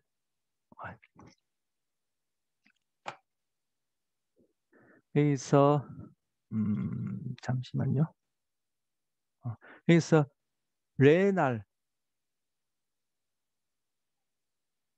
프린, 네, 네프린, 네프린, 네프린, 리날 이 말이 바로 뭐 콩팥, 신장이란 뜻이에요. 그리고 앞에 에피, 에드, 아드 요 뜻이 뭐냐면은 콩팥 위에 붙어 있는 해서 어판이에요. 영어로는 어판이라는 뜻이야. 즉 콩팥 위에 붙어 있는 뭐죠? 그게 바로 부신을 얘기하는 거야. 그래서 여기서 아드레날린, 에피네프린, 아드레날, 에피네프 이 단어가 부신이라는 뜻이야. 즉 부신에서 분비되어지는 신경 전달 물질이라는 뜻이야. 즉 여기서 이제 신경 조절 물질이 되는 거죠. 신경 조절 물질. 근데 부신에서만 분비되어지는 부신에서 먼저 발견되기 때문에 그런 이름 붙였는데 부신에서만 분비되어지는 것이 아니라 부신에서 분비되어지면 이건 신경 조절 물질이나 신경 전달 물질이 아니라 호르몬이라고 부르는 거죠. 동일한 화학 물질이라도 혈류를 통해서 정보 전달하게 되면 호르몬이라고 부르고 이것이 시냅스에서 정보 전달을 하게 되면은 신경 전달 물질 또는 신경 조절 물질이야 이렇게 부르는 거야. 동일한 화학 물질이라도. 그래서 지금 에드리날 또는 에피네프 이것이 바로 부신이라는 뜻인데 부신에서 먼저 발견됐기 때문에 이렇게 이름 붙이고 부신에서 분비될 때는 호르몬이지만 동일한 화학 물질이 어디? 바로 뇌관 각성 시스템에서 분비되더라는 거야. 그래서 그대로 그 이름을 쓴 거예요. 그리고 이름이 두 개인 것은 하나는 제약회사에서 쓰는 이름이고 하나는 바로 이제 이렇게 이런 전문적인 학명으로 쓰는 이름이라서 두 개를 소개를 하는 거예요. 그래서 지금 여기서 보고 있는 것은 뭐 우리는 처음에 배울 때는 신경 전달 물질을 배웠지만 여기서는 신경 조절 물질을 배운다. 어디에서? 바로 뇌관 부위에서 만들어져서 대뇌 전체를 깨워내서 의식의 수준을 가능하게 하고 그 의식 수준에 의해서 그 처리되어지는 의식의 내용까지도 영향을 주는 바로 그러한 뇌관 각성계 신경 조절 물질에 대해서 지금 배우려고 하는데 바로 첫 번째 아드레날린, 에피네프린이에요. 그런데 앞에 노르가 붙은 것은 그죠? 아드레날린, 에피네프린이 한 번 더 화학 처리된 한 번 더 변형된 형태의 신경 조절 물질, 화학 물질이 걷는 거예요. 그런데 이 녀석이 어디서 분비되죠? 여기 보시면 바로 청반이라고 해요. 이 청반은 말 그대로 푸른 반점이라는 뜻이야. 이 육안으로 보기에 이제 염색을 하게 되면 이것이 육안으로 보기에 푸른 반점처럼 보였다고 해서 청반인데, 이것이 아까 앞서서 봤던 뇌관 각성 시스템에 있는 뭐 뇌줄기의 상위 부분, 바로 거기에 위치하죠. 거기 위치하면서 여기서는 이제 뭐 이게 푸른색 반점의 화살표 표현했지만, 이 부위에 많은 수의 뉴런이 세포체가 있고, 이 부위에 많은 수의 뉴런의 세포체가 있고, 그것들이 제가 이제 하나만 그리겠습니다. 대표적으로 있고, 이것이 여기서 보여주는 화살표처럼 대뇌와 소뇌 전반에 가서 이렇게 축삭을 뻗은 다음에, 이 부위가 아까 말씀드린 감각정보 여기 있어. 근데 그것이 특히 정서가가 높은 경우에는 이 부위가 활성화되면서 활동절을 일으키고, 이 끝에 가서는 뭐 노르아드레날린, 노에피프린을 분비해가지고 대뇌 전체를 깨워냄으로써 저 각성 수준을 조절함으로써 바로 구체적인 정보 처리가 되게끔 한다라는 거야. 자, 그럼 얘가 어떤 기능을 하는지 여기 나와 있어. 정서를 유지하도록 활성화한다. 정서 얘기 나오죠. 네, 정서가 어떤 의미인지 아까 앞서 장황하게 말씀드렸기 때문에 다시 말씀드릴 필요 없죠. 바로 정서가 지금 각성하고, 지금 이 부위를 뭐 뇌간의 각성 시스템을 보여주는데 정서 얘기가 나와요. 왜 이 얘기 나오는지는 아까 앞서 말씀드렸으니까. 자, 그리고 이 NE가 바로 이 노아드레날린 줄임말이에요. 노에피프린을 줄임말이에요.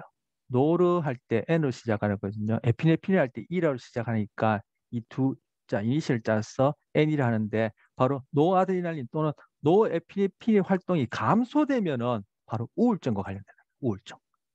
바로 우울증 심리학에서 얼마나 많이 다룹니까? 그죠? 스트레스로 인해서 일상에서 나타나는, 또는 불안으로 인해서, 스트레스 불안, 이거 뭐 같이 가는 거거든요. 스트레스 불안으로 인해서 일상에서 가장 흔하게 나타나는 증상이 바로 우울증인데, 이것이 뭐요? 바로 뇌관각성계에서 기시하는, 오리진하는, 출발하는 노아드레날린 아드레날린, 이게 이제 시스템이라는 뜻이죠. 이 뇌 전반에 가서 이제 이 노아드레날린 N을 분비하니까 노아드레날린 시스템과 관련된 우울증이. 여러분, 우울증과 관련해서 모노아민 가슬이라는 것 들어보셨습니까? 예, 우울증은 모노아민 가슬.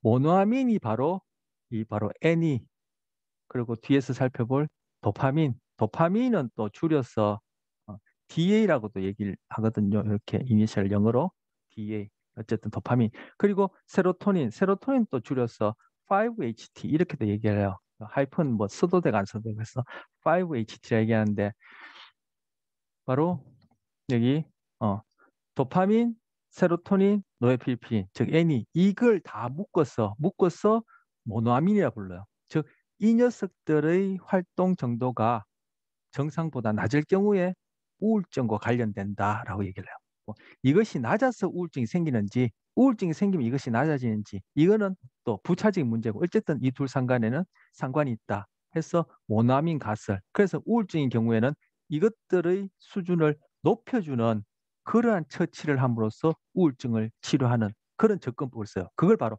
모노아민 가설이라고 그래요. 뭐 우울증은 모노아민의 부족으로 인해 생긴다는 것이 모노아민 가설이죠. 바로 그 중에 하나, 이 N이 노에피프린 활동 감소는 우울증과 관련돼요. 근데 지금 우리 지금 뭘 살펴보죠? 뇌간의 각성 시스템 살펴요. 즉 뇌간을 이루는 이 각성계가 바로 우울증하고 관련된다는 거죠. 구체적으로 모노아민하고 관련해서. 자, 주의의 어떤 준비 단계로서 각성을 살펴보는데, 이 각성이 흔히 그냥 깨고 깨어나고 뭐 아니면 뭐 의식을 잃고 뭐 이 정도 얘기가 아니라, 바로 우리 심리학에서 흔히, 그리고 중요하게 다루는 그런 부분하고 관련된다는 거, 된다는 거죠. 그래서 그걸 보여주는 거. 지금 조금 전에 제가 뭐 각성을 얘기하면서 깨어나고 뭐 그죠? 자고 얘기하는데, 수면과 각성. 음. 우리가 잠들고 깨어나고 그죠? 그 각성 수준이 점점 떨어지면 아까 수면에 접어든다 했죠. 아까 그 각성 스펙트럼 얘기할 때. 그리고 각성되어 있을 때도 우리가 그죠? 좀 더 각성되어 있는 경우도 있고 각성 수준이 낮은 경우도 있어요.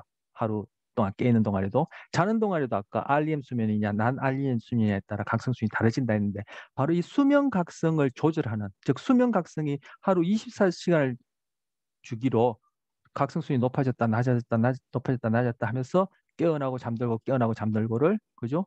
계속 반복하지 않습니까? 바로 이러한 리듬을 발생시키는 부위가 바로 뇌간각성계예요. 뇌간각성계. 구체적으로 어떤 신경전 물질과 관련이다. 여기 이제 언급돼 있어요. 뭐 더 구체적인 것은 이제 수면 각성을 다뤄야지만 우리가 얘기할 수 있겠지만 바로 이 수면 각성, 저기 뭐요? 아까 각성 스펙트럼 상에 소위 그런 병리적인 상태인 혼수나 식물 상태가 아닌 경우에 우리에게 볼 수 있는 그러한 의식의 수준이죠. 수준을 가능하게 하는 각성 스펙트럼이죠. 그것이 바로 어디? 이런 뇌간 각성 활성계로부터 이러한 리듬이 가능해지는 거예요. 이 수면 각성이 정상적으로 안 되어지면 이것이 또 여러 가지 문제를 낳는데 기억에 또 문제를 낳고 하는데 그건 뒤에 가서 또 살펴보도록 하기로 하고요. 자, 그리고 여기 보시면 또 N이 증가는 아까 감소가 아니라 증가는 조증을 낳는다는 거. 그래서 이 노에필리핀 N이는 적절하게 분비되면은 바로 우리가 다음에 다루게 될 그죠? 집중, 소위 정상적인 주의를 가능하게 하고 이것이 너무 적게 분비되면 자 이쪽으로 가면 이제 감소라고 쓰고 이쪽에 놓으면은 어, 과다라고 쓰죠. 감소가 되어지면은 이때는 그죠? 멍해져요. 멍해진다. 즉 주의가 주의가 정상적으로 안 되어지겠죠. 어. 그러면 뭐요? 의식의 주의조차도 의식의 내용이고 또 주의를 바탕으로 그죠? 뭐 동기니 여러 가지 소위 의식의 내용이라 얘기할 수 있는 것들이 있는데 그런 현상들이 있는데 그것이 가능하지 않겠죠. 그런데 이것이 너무 과활성화되어지면 아까 뭐요? 정서 같은 경우에 대표적으로 각성 수준이 굉장히 높은 경우라 했죠. 그리고 정서하고 또 뗄래야 뗄 수 없는 게 스트레스란 말이야. 그리고 아까 스트레스는 불안하고 직결된다고 했죠. 이 스트레스로 인한 불안이 적절하게 해결되지 않으면 이것이 분노를 낳거든요. 그래서 분노 같은 경우에 아주 정서 수준 중에서는 아주 과각성 상태에 해당하는 그러한 정서 수준을 얘기를 하는데 바로 이러한 과다각성 되어지는 것, 즉 스트레스, 불안 이런 식으로 과다각성 되어지면은 우리 이때는 뭐요? 이것은 조증이라 얘기를 했는데 바로 그죠? 어디에 집중하지 못하고 그죠? 안절부절하지 못하고 그 주의가 막 흐트러지는 거야. 즉 안절부절하지 못한다. 안절부절까지만 쓰죠. 이러한 상태가 되시는 거예요. 조증과 같다. 자, 앤디를 보면서 이렇게 우울증과도 관련되고 바로 주의하고 관련돼서도 이렇게 관련된다는 것을 뇌간 각성 시스템이라는 큰 주제하에서 살펴보고 있는 거. 자, 신경 조절 물질입니다. 또 두 번째, 세로토닌. 세로토닌 많이 들어보셨죠? 세로토닌을 분비하는 신경세포체들도 어디에 모여 있나? 바로 이렇게 뇌줄기에 모여 있는 거예요. 그리고 아까 뭐 뇌줄기상에 망상체라 했는데 이런 것들이 망상체를 구성하는 거예요. 여기서 청반이니 여기서 얘기하는 봉선핵이니 또는 솔기핵이라는 것이 바로 망상체를 구성하는 신경핵들인 거예요.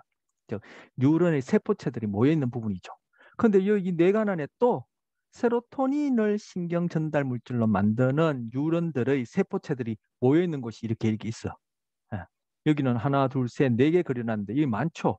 예, 많은데 이것들을 다 묶어서 솔기액 또는 봉선액이라고 불러요. 봉선 솔기가 뭐냐면은 우리 옷 만들 때 그죠? 천을 두 개 이렇게 이어서 박음질이나 바느질을 하죠. 바로 두 개 이렇게 이어진 부분, 그것을 바로 봉선 솔기라 그래요. 그래서 이 뇌관을 이 그림에 보시다시피 좌우 뇌 중간을 딱 반 자르게 되면은 이 세로토닌을 신경 전달 물질로 만드는 신경 세포체들이 모이는 이 핵들이 딱 정중간에 뇌가 이렇게 뇌관이 이렇게 이 정면에서 본 겁니다. 뇌가 좀 이상한데 자 정면에서 봤어요. 이걸 뭐 오른쪽이라 하고 이걸 왼쪽이라 합시다. 정면에서 봤어요. 그 뇌줄기가 이랬을 텐데 바로 이 부분을 딱 정중간에 이렇게 자르면은 이 정중선에 바로 이 면에 이러한 세로토닌을 신경 전달 물질로 만드는 뉴런의 세포체들이 이렇게 일렬로 나열되어 있다. 이렇게 나열될 때서 그죠? 천과 천을 이어놓은 그런 솔기 봉선 같다 해서 봉선에게 붙인 거. 바로 이 부분도 바로 뇌관 각성 활성계에 포함되어지는 부분이에요. 신경 조절 물질들이 대표적인 네 가지 신경 전달 물질들이 뇌관 각성 활성계를 구성하면서 즉 망상체를 구성한다 이렇게 얘기할 수 있겠죠. 구성하면서 결국 우리가 관심이 있는 각성, 그 각성을 그 토대로 한 그런 의식의 내용 관련된 주의 또 그 다음 뭐 어떤 다른 의식의 내용을 가능하게 해주는 중요한 시스템이고 이것들에 문제가 생길 때 심리학에서 관심이 사는 우울증이니 이런 조증이니 정서니 이런 것들과 다 관련되어서 이해할 수 있다는 거. 자, 세로토닌 내용 또 보시면 자, 세로토닌 각성 이지 패턴을 유지한다. 각성 얘기 나오죠. 이지는 이제 그죠? 이 대뇌 두개골 밖에서 뭐 여러분이나 저나 지금 뭐 당장에 가서 이제 재보려면 재볼 수 있겠죠. 측정하려면 그래서 두개골 밖에서 이번 대뇌 피질에서 일어나는 그런 정기적 신호를 기록하는 것을 이지를 하는데 바로 이지가 일어나는 그 모양새를 보면은 그것이 각성 수준이 어떤지 정보 처리가 지금 어떤 정보와 관련해서 어떤 뇌 부위가 지금 활성화되는지 볼 수 있는데 바로 이지상에서 각성 수준을 조절하는 것을 세로토닌을 통해서 세로토닌 활성화를 통해서 이러한 대뇌 피질의 각성 수준이 조절된다라는 얘기예요. 좀 지우고 보시면 자 각성 이지 패턴을 유지하도록 활성화된다. 즉 세로토닌은 각성 유지와 관련된다는 얘기죠. 당연하죠. 왜 지금 뇌관 각성 활성계를 보고 있으니까. 자 세로토닌의 활동이 변화하면은 강박장애. 이 강박장애가 바로 불안 관련 대표적인 불안 관련 장애 5개 중에 하나거든요. 강박장애. 그리고 틱장애. 자, 조현병. 여러분 조현병 뭐 심리학할 때 조현병 뭐 얘기 안 되어줄 수가 없죠. 조현병도 세로토닌에 관련되는 거. 조현병 하면 도파민하고 관련되는 것 아니냐 얘기하는데 예, 맞아요. 그런데 이 도파민하고 세로토닌 줄여서 5-HT라 씁니다. 세로토닌하고는 이게 대응 관계가 있어. 즉 도파민 수준이 높아지면 세로토닌 수준이 낮아지고 도파민 수준이 낮아지면 세로토닌 수준이 높아지는 식으로 서로 길항작용한다. 네, 길항작용한다라고 해요. 대체적으로 그죠? 아주 미시적으로 들어가면은 그 부위마다 어떤 조건마다 경우마다 다르겠지만 전반적으로 뭉뚱그려 보면 도파민과 세로토닌 기량작용을 한다 그래. 자, 조현병은 특히 도파민이 과다하게 과활성화될 때 관련되는 질병이라는데 이것이 세로토닌하고도 관련돼요. 자, 그리고 세로토닌 활동 감소는 우울증과 관련된다. 아까 애니도 우울증 관련됐죠. 왜? 감소는. 그래서 아까 뭐요? 모노아민 갓을 얘기했죠. 모노아민 갓을. 즉 모노아민 수준이 떨어지면은 우울증이 발생한다 했는데 즉 모노아민에 해당하는 것이 바로 노에피네프린, 노아드레날린, 그리고 세로토닌, 도파민 이런 것들을 모노아민이라 불러. 그 여기서도 세로토닌 활동의 감소는 우울증이 관련된다. 그리고 뇌간의 5-HT, 5-HT가 세로토닌이거든요. 세로토닌 뉴런의 이상은 이제 이 뉴런이 잘못되지면 이제 여기 있는 이 세포들이 뭐 기능상의 문제가 있으면은 수면 무호흡증, 자다가 숨 못 쉬는 거. 이 수면 무호흡증이 이것이 알츠하이머 치매 그리고 그 수면 중에 나타나는 어떤 행동 장애 그리고 파킨슨하고도 관련되거든요. 파킨슨 병하고. 여러분 이거 뭐 저기 인터넷에 검색해 보시면은 수면 무호흡증 넣으면은 이런 단어들 금방 또 검색되어지고 최근 이런 부분에 대한 연구들이 많이 뜰 거예요. 요즘 이런 부분들 연구를 많이 하니까. 근데 이것이 뭐요? 세로토닌하고 관련되고 영아 돌연사 증후군하고 관련된다는 거. 자, 이것이 단순히 그냥 의식 수준을 높이고 낮추는 그런 정도가 아니라 그죠? 전반적인 이 전뇌 전반의 어떠한 뭐 건강이라고 얘기할까요? 건강 상태와 관련된 하나의 축이 된다라고 얘기할 수 있는 거죠. 즉 높은 빌딩 뭐 롯데타워가 높나요?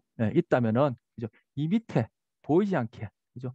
이것들을 받쳐주는 이것들이 제 기능을 할 수 있게끔 받쳐주는 이 보이지 않게 뭐 기초곤차를 얼마나가 해야지 모르겠지만 저 같은 무식한 사람은 아마 보이는 것보다 더 많이 오랫동안 기초공사할 거예요. 이 부분에 해당하는 것이 이거라고 볼 수 있는 것이죠. 이거라고 볼 수 있는. 그래서 뇌 건강에 있어서는 달리하면은 심리 행동적 건강에 있어서는 이 뇌관 부위가 그냥 단순히 각성이 아니라 굉장히 이렇게 신경 조절 물질 관련해서 중요하다는 것을 볼 수 있는 거죠. 그래서 제가 여기에서 오늘 주의 들어가기 전에 그죠? 그 토대로서 이 부분에 대해서 많은 시간을 할애해서 지금 소개를 하고 있는 거예요. 자, 아까 신경 조절 물질 4가지를 했는데 이제 2가지 더 남았죠. 자, 콜린계. 이건 이제 아세틸콜린을 얘기를 하는 거야. 네. 아세틸콜린도 또 어디? 바로 이렇게 이 뇌관의 상위 부분에 이렇게 핵들이, 즉 아세틸콜린을 신경 전달 물질로 만드는 뉴런의 세포체들이 모여 있어. 이제 망상체 안에 있는 것이죠. 예. 이것은 중뇌핵이라고 부르는데 이거는 아마 이거 번역상에 이게 좀 오류가 있는 것 같아. 이건 중뇌핵이라고 부르진 않는 걸로 알아요. 제가 이 중뇌핵이라고 이렇게 부르는 건 제가 본 적이 없어. 그냥 뇌관 망상체에 아세틸콜린을 신경 전달 물질을 만드는 신경핵들이 그렇게 포진해 있다. 이 정도로 얘기를 하고 뭐 아까 여기서 이 부분을 다리뇌 얘기하고 이 부분을 중뇌라 했죠. 그래서 중뇌 뭐 망상핵 이렇게 얘기를, 이렇게 아실콜린을 분비하는 세포핵들을 그냥 이렇게 일컫는 그 정도를 봤지 충격이라고 제가 아직까지 본 적이 없어. 제가 보기에는 번역상에 어떤 오류 같은데 어쨌든 좋습니다. 자, 아세틸콜린을 신경 전달 물질로 만드는 세포들도 이렇게 뇌관의 상위 부분에 포진해 있다. 핵들이. 근데 이거 하는 역할이 뭐냐? 당연히 각성이 있죠. 피질이 각성을 유지하도록 한다. 그리고 이 뉴런이 흥분이 함께 되면, 즉 이 세포들이 아까 감각 정보에서 이 부분이 활성화되어지면, 즉 활동하게 되면 활동전을 일으키고 여기서 보여주다시피 화살표 끝에 가서 아세틸콜린을 분비하게 되면은, 그리고 특히 정석가가 높은 그러한 자극에 의해서 활성화되어지면은, 그래서 이 뉴런이 흥분을 지속하게 되면은 기억에 중요한 역할을 한다는 거예요. 이 기억에. 자, 제가 지금 금방 요 문장 얘기하기 전에 뭐 얘기했죠? 정석가가 높은, 정석가와 관련해서는 아까 앞 페이지에 각성 얘기할 때, 차별적 각성 얘기할 때 이제 정석 얘기를 시작했습니다만, 바로 이 맥락을 통해서 정서가 기억에 중요한 역할을 한다. 정석가가 높으면 기억이 잘 되어져요. 정석가가 낮으면 상대적으로 기억이 잘 안 되어져요. 그래서 여러분이 지금 수업이라는 이름으로 만나 뵙고 있습니다만, 이러한 내용들도 여러분이 기억을 잘 하려면은 정석가가 높아져요. 그걸 흔히 하는 말로 호기심이 높으면은, 그죠? 호기심이 많으면은 공부가 잘 되죠. 즉 달리면 기억이 잘 되어져요. 이 호기심이라는 것이 결국 정서와 되어지거든요. 그런데 아까 정서는 뭐라 했죠? 몸하고 관련된다고 했죠. 몸하고. 그래서 이것이 우리 기억이라는 것이 이것이 몸하고 다 연결되어지는 거야. 그런데 아까 또 얘기를 또 하게 됩니다만, 마인드라는 그런 좁은 의미의 그런 계산적이고 논리적이고 합리적인 소위 이성이라 얘기하는 이 좁은 의미의 어떤 정신만을 인간 정신의 전부로 생각하는 이 개념하에서는 이 기억에 대한 이해나 설명도 부족할 수밖에 없다는 거죠. 오류가 있다는 거죠. 그래서 인공지능이 예전에 마인드만을 고려한 인공지능이 그것이 제대로 구현이 안 돼서 요즘에는 정서적 몸을 고려한 인공지능을 계속 구현하고 있다는 얘기도 아까 했었습니다. 자, 그래서 이 아실콜린이 기억에도 관련, 이 기억이 뭐예요? 결국 의식의 내용, 주의, 동기 이런 것들과 관련해서 의식의 내용이 되어야겠죠. 그것이 바로 이러한 각성과 관련된 이런 것들을 토대로 영향을 받는다는 거예요. 자, 기억 얘기 나왔으니까 기억에는 크게 앞서도 한번 말씀드렸는데 서술 기억과 비서술 기억으로 나뉩니다. 이런 용어들도 인간 중심의 용어예요.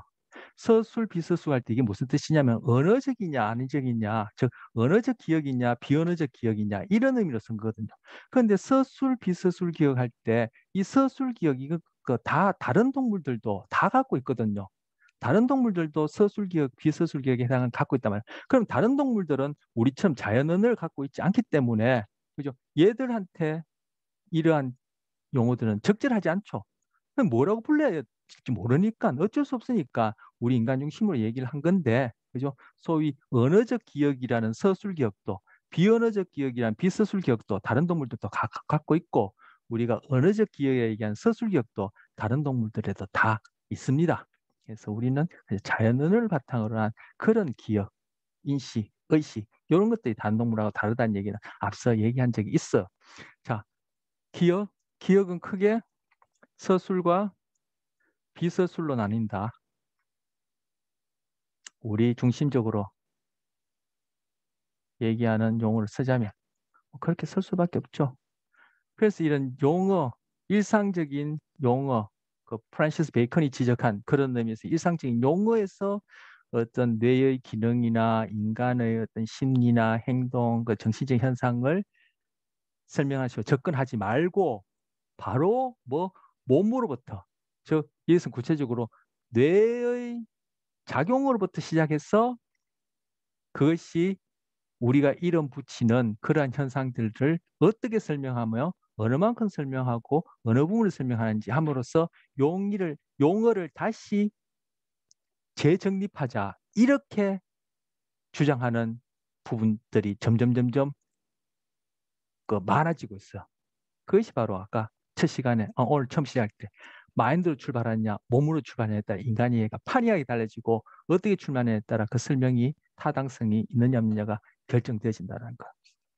자, 뭐 서술 비서술 얘기하다가 또 다른 얘기 또 반복하게 됐습니다만, 자, 기억에는 서술 비서술이 있는데 서술 안에는 일화 기억, 나의 사건, 내가 실제 경험한 사건 관련된 일화 기억이 있고 사실에 대한 의미 기억이 있어요.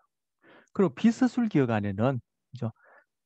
다 합쳐서 이게 한 7가지로 나뉘는데 뭐 현재까지는 한 5가지가 있는데 5가지 지금 다 언급하지 말고 그 중에 대표적인 것이 학습 심리학에서 배우는 고전적 조건화 그리고 도구적 조건화, 이런 것들이 나머지 요 7가지 중에 또 2가지고, 여기서 이제 여기는 5가지 되겠죠. 여기는 2가지가 있으니까 다 합쳐서 이제 7가지를 얘기를 했는데 5가지 2가지가 될 테고, 여러분 뭐 둔감화, 민감화라는 거 들어보셨습니까? 이건 반사작용과 관련된 것인데 이것도 5가지 중에 2가지예요. 또 나머지는 뭐 점화라는 프라이밍이라는 점화라는 것이 있고 이렇게 되어져요. 고전적 조건화, 도구적 조건화, 그다음에 점화, 둔감화. 뭐 나머지 1개 정도는 지금 이제 생략하죠. 그래서 이런 것들이 비서술 기억이에요.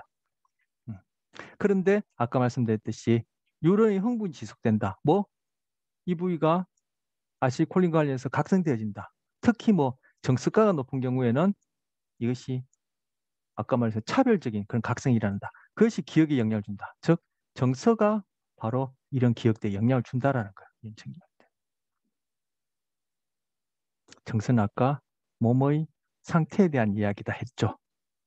몸의 상태가 어떠냐를 바탕으로 우리가 자각하게 되지는 필링이 소위 감정이란 이름으로 우리가 정서라 얘기할 때 전부인 것처럼 생각하는 기쁘다, 슬프다, 뭐 행복하다, 사랑한다, 화난다 느끼는 그것들이에요.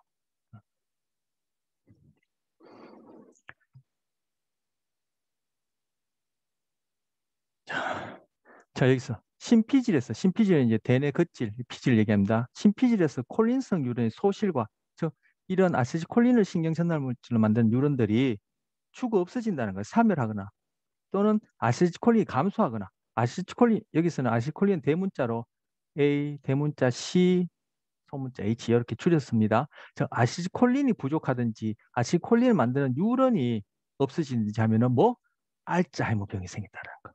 바로 알츠하이머 병도 뭐 바로 이 뇌관이 얼만큼 건강하냐 관련된 거죠. 관련된 거죠.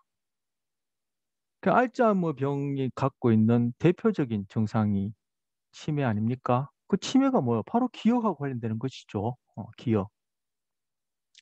그래서 여기서 보시면 아실콜린이 이 뇌관에서 분비되어지는 이 핵도 하나 있고 또 하나는 바로 이 기저전대라고 해서 바로 이것이 이 편도체 가까이, 편도체 인접해서 있는 이 부위인데 바로 이 전뇌, 말 그대로 이 전뇌, 이만큼이 뇌관이고 이것이 전뇌라고 앞서 말씀드렸죠. 우리 처음 이제 해부학 얘기할 때 바로 전뇌 중에서도 아래쪽 베이스 쪽에 있다. 베이스 쪽에 있다. 바닥 쪽에서 기저전뇌라 부르는 거. 바로 이 부위가 편도체와 가까운데 여기서는 이제 뭐 편도체하고 가깝다라는 이제 해부학적인 위치를 얘기를 하는 거예요. 어쨌든 편도체하고 가까운데 이 부위에도 바로 아실콜린을 신경 전달 물질을 만드는 뉴런들이 여기서 모여 있어요. 핵을 이루고 있어요. 그래서 기저전대 핵이라 그래요. 그래서 아실콜린과 관련된 각성 시스템은 이 뇌간 각성 시스템과 기저전대 시스템 이 두 가지예요. 그런데 알츠하이머 병이 시작할 때 바로 이 기저전대 부위 기저전내 부위에 있는 아실콜린 세포들이 서서히 죽어나가요. 그리고 이 기저전내에 있는 아실콜린 세포가 이 축삭을 어디로 뻗냐면은 바로 해마로 축삭을 뻗어요. 그래서 이 해마가 뭐죠? 해마하면 여러분 당장의 기억이라는 거 많이 들으셨죠? 해마는 기억 중에서도 뭐 아까 얘기했던 서술 기억에 중요한 역할을 해요. 그런데 이 기저전내 핵을 이루는 아실콜린 세포가 축삭을 해마로 뻗어서 여기에서 해마에서 아실콜린을 분비하게 하면서 해마 기능을 조절하는데 바로 알츠하이머 치매 초기에 이 기저전내에 있는 아실콜린 세포들이 점점 죽어나간단 말이에요. 죽어나면 해마로부터 아실콜린 분비가 그만큼 줄어들겠죠. 그럼 해마는 제 기능을 하는데 영향을 받아서 바로 서술 기억이 정상적으로 형성되지 않겠죠. 그래서 알츠하이머 초기에 나타나는 행동상의 증상이 심각한 건망증이에요. 건망증은 뭐 젊은 사람이나 어린 사람이나 연세 드신 분이 다 있는데 이것이 심각하단 말이에요. 이런 심각한 건망증이 뭐 바로 서술기억이 잘 안 되어져서 일어난 일이에요. 즉 해마가 제 기능을 못해서 뭐 단기 기억이 장기 기억으로 잘 옮겨지지 않는 거예요. 그래서 오랫동안 기억 못하고 잠시 기억이 잊어버리고 잠시 기억 잊어버리고 바로 건망증. 그래서 바로 여기서 뭡니까? 기억에 기여한다 얘기를 했던 거예요. 아까 기억 안에 서술 기억뿐만 아니라 비서술 기억도 있지만 여기서는 알츠하이머 치매와 관련해서 지금 서술 기억이 해마와 그리고 해마가 이 기저전내의 아시콜린과 어떻게 관련되는지를 얘기를 한 거예요. 앞서 제가 서술 기억, 비서술 기억 얘기를 해서 여기 두 가지, 다섯 가지 해서 총 일곱 가지 얘기를 할 때는 기억의 내용과 관련해서 기억의 종류를 나눈 것이고 여러분이 들어보셨고 이렇게 하시는 단기 기억, 장기 기억이라고 이렇게 구분하는 것은 기억의 지속 시간과 관련해서 구별하는 거. 예. 기억이 어느 만큼 지속되느냐와 관련해서 기억을 나눌 때는 단기, 장기로 구별하고 그 기억되어지는 내용이 어떤 종류냐에 따라 나눌 때는 서술 기억, 비서술 기억 이렇게 나눠요. 그런데 해마는 뭐 서술 기억과 관련되는데 이 서술 기억이 단기 기억이 장기 기억으로 전환하는 데 중요한 역할을 하는데 아까 알츠하이머 치매 관련해서 바로 이 뇌간 각성계와 관련된 이 콜린 시스템이 망가지면은 이러한 알츠하이머 치매 그리고 그와 관련된 이런 기억상의 문제가 생긴다는 얘기예요. 자, 또 하나 이제 도파민계입니다. 도파민 또 많이 들어보셨죠? 도파민을 신경 전달 물질로 만드는 뉴런의 세포체들도 바로 또 어디 이 뇌간에 포진하고 있어요. 즉 뇌간 중에서 중뇌에 있어요. 중뇌.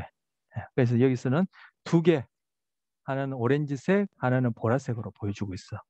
자, 도파민을 신경 전달 물질을 만드는 시스템에는 여기서 보여주듯이 두 시스템이 있어. 하나는 흑질에서 시작하는 흑질, 흑, 흑질이라고 이름 부르는 부인데 도파민을 신경 전달 물질을 만드는 뉴런의 세포체들 모여 있고 또 하나는 복측 피계라 해서 여기서도 도파민을 신경 전달 물질로 만드는 뉴런의 세포체들이 모여 있어요. 복측 피계도 한번 얘기를 한 것 같기도 한데 자, 이 중뇌 부위 여기에서 이 부분을 중뇌 중에서 이 뒷부분을 이제 목덜미 부분이 되겠죠. 위치상으로 이 뒷부분을 계라고 그래요. 그래서 중뇌계, 즉 중뇌에 있는 두껑이란 뜻이에요. 그리고 이 앞쪽 부분, 그죠? 이 복척 부분, 배척, 복척이라는 용어는 제가 말씀드린 적 있죠. 그래서 이 등 쪽, 이 목덜미 쪽은 이 배측, 등배자를 써서 배측이고 이 부위를 중뇌 중에서 이 배척 부위를 중뇌계라고 얘기를 하고 중뇌 부위 중에서도 이 복척 부위, 그죠? 앞쪽이라 얘기할 수 있는 복적 부위는 피계라 그래요. 피계. 개피계. 이 피계란 뜻의 원어는 영어는 이것이 그 융단 뭐 이렇게 바다에 깔려 있는 뭐 카펫 이런 뜻의 단어예요. 피계라 불러요. 그런데 이 바로 뭐 복척. 이 복척은 이 앞쪽 이 배복자거든요. 배에 연결된 선이다 해서 복척 중뇌에 있는 피계에서 복척 피계라 불러요.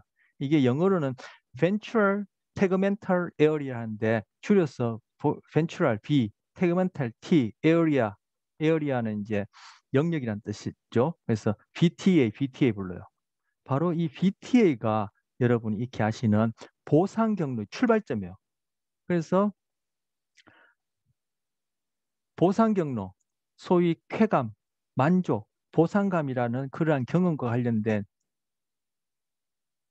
부위가 어디냐 하면 얘기할 때 바로 중내 부위의 지금 BTA, 바로 복척 피계 이 부분이 활성화되어지고 그다음에 여러분 익히 들어보셨던 척핵 부위가 척핵 또는 기대맥이라 하는데 말 그대로 어디 이렇게 기대고 있다는 뜻. 기대맥 부위가 또 활성화되어지고 이것이 어디 전전두 피지를 활성화시키게 될 때 이것이 이제 보상 경로를 하는데 이 보상 경로가 활성화될 때 우리는 쾌감, 만족감이라는 것을 경험하게 된다. 그리고 이 부위 활성화가 바로 도구적 조건화의 강화를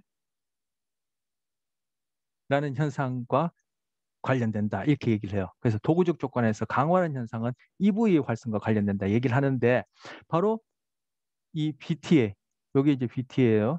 BTA, 복척 피계.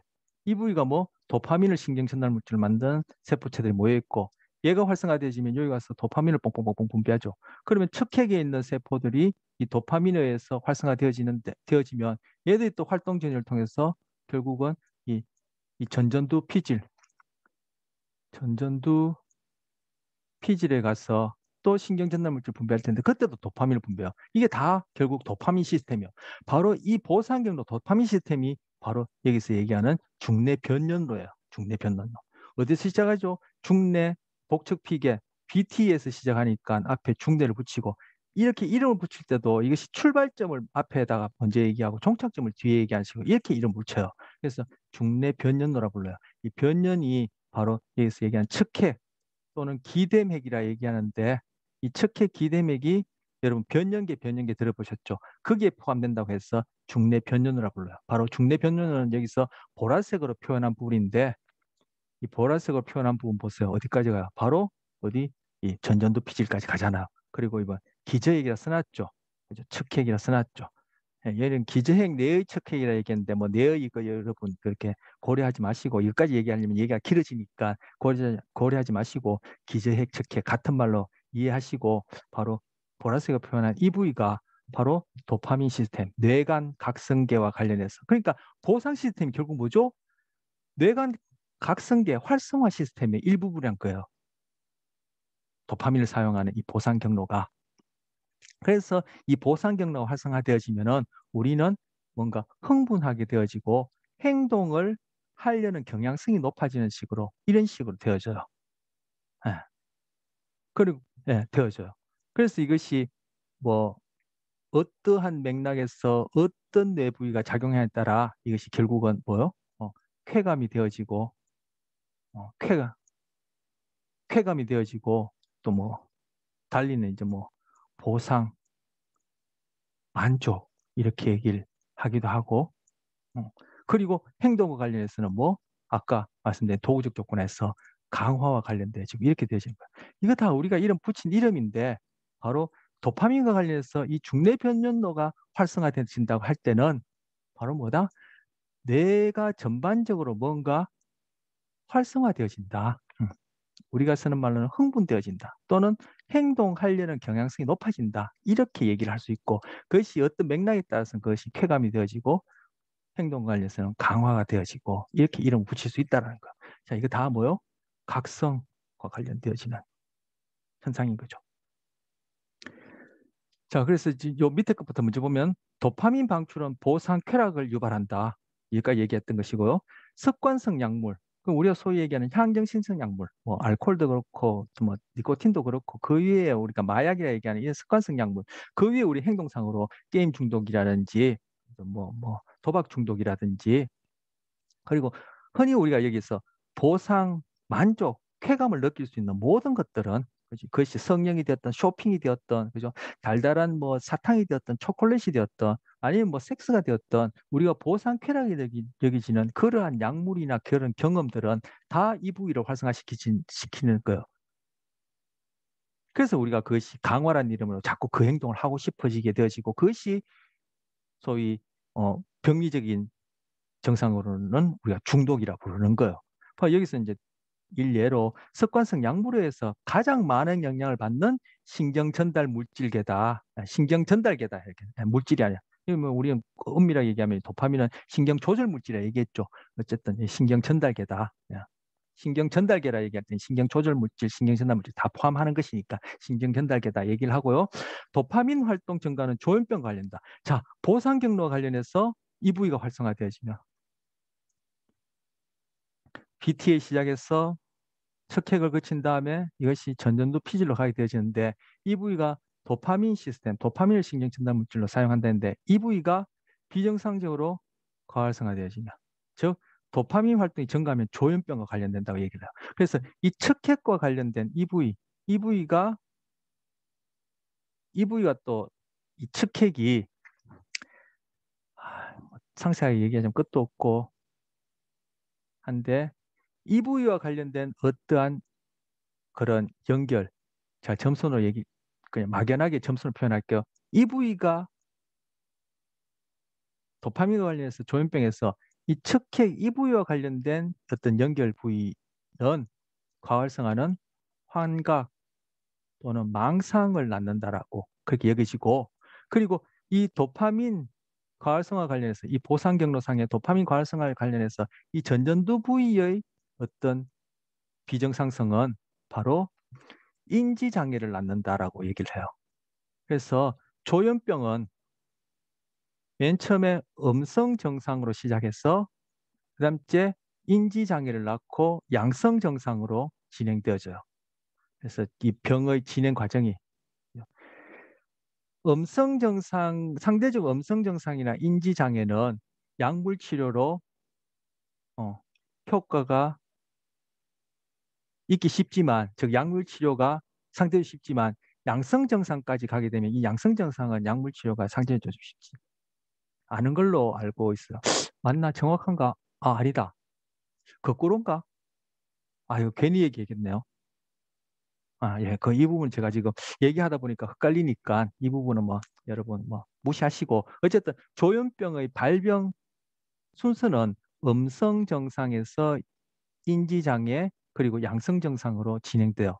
음성 증상이라는 것은 조현병이 아닌 사람들에게 있는 어떠한 그러한 어, 행동상의 특징이 결여돼 있다 해서 음성 증상이라 얘기하고 즉 정상인에 비해서 부족하다 해서 음성 증상이라 얘기하고 양성 증상은 소위 조현병이 아닌 정상인이 갖고 있지 않는 어떤 증상을 갖고 있다 해서 양성 증상을 얘기해요.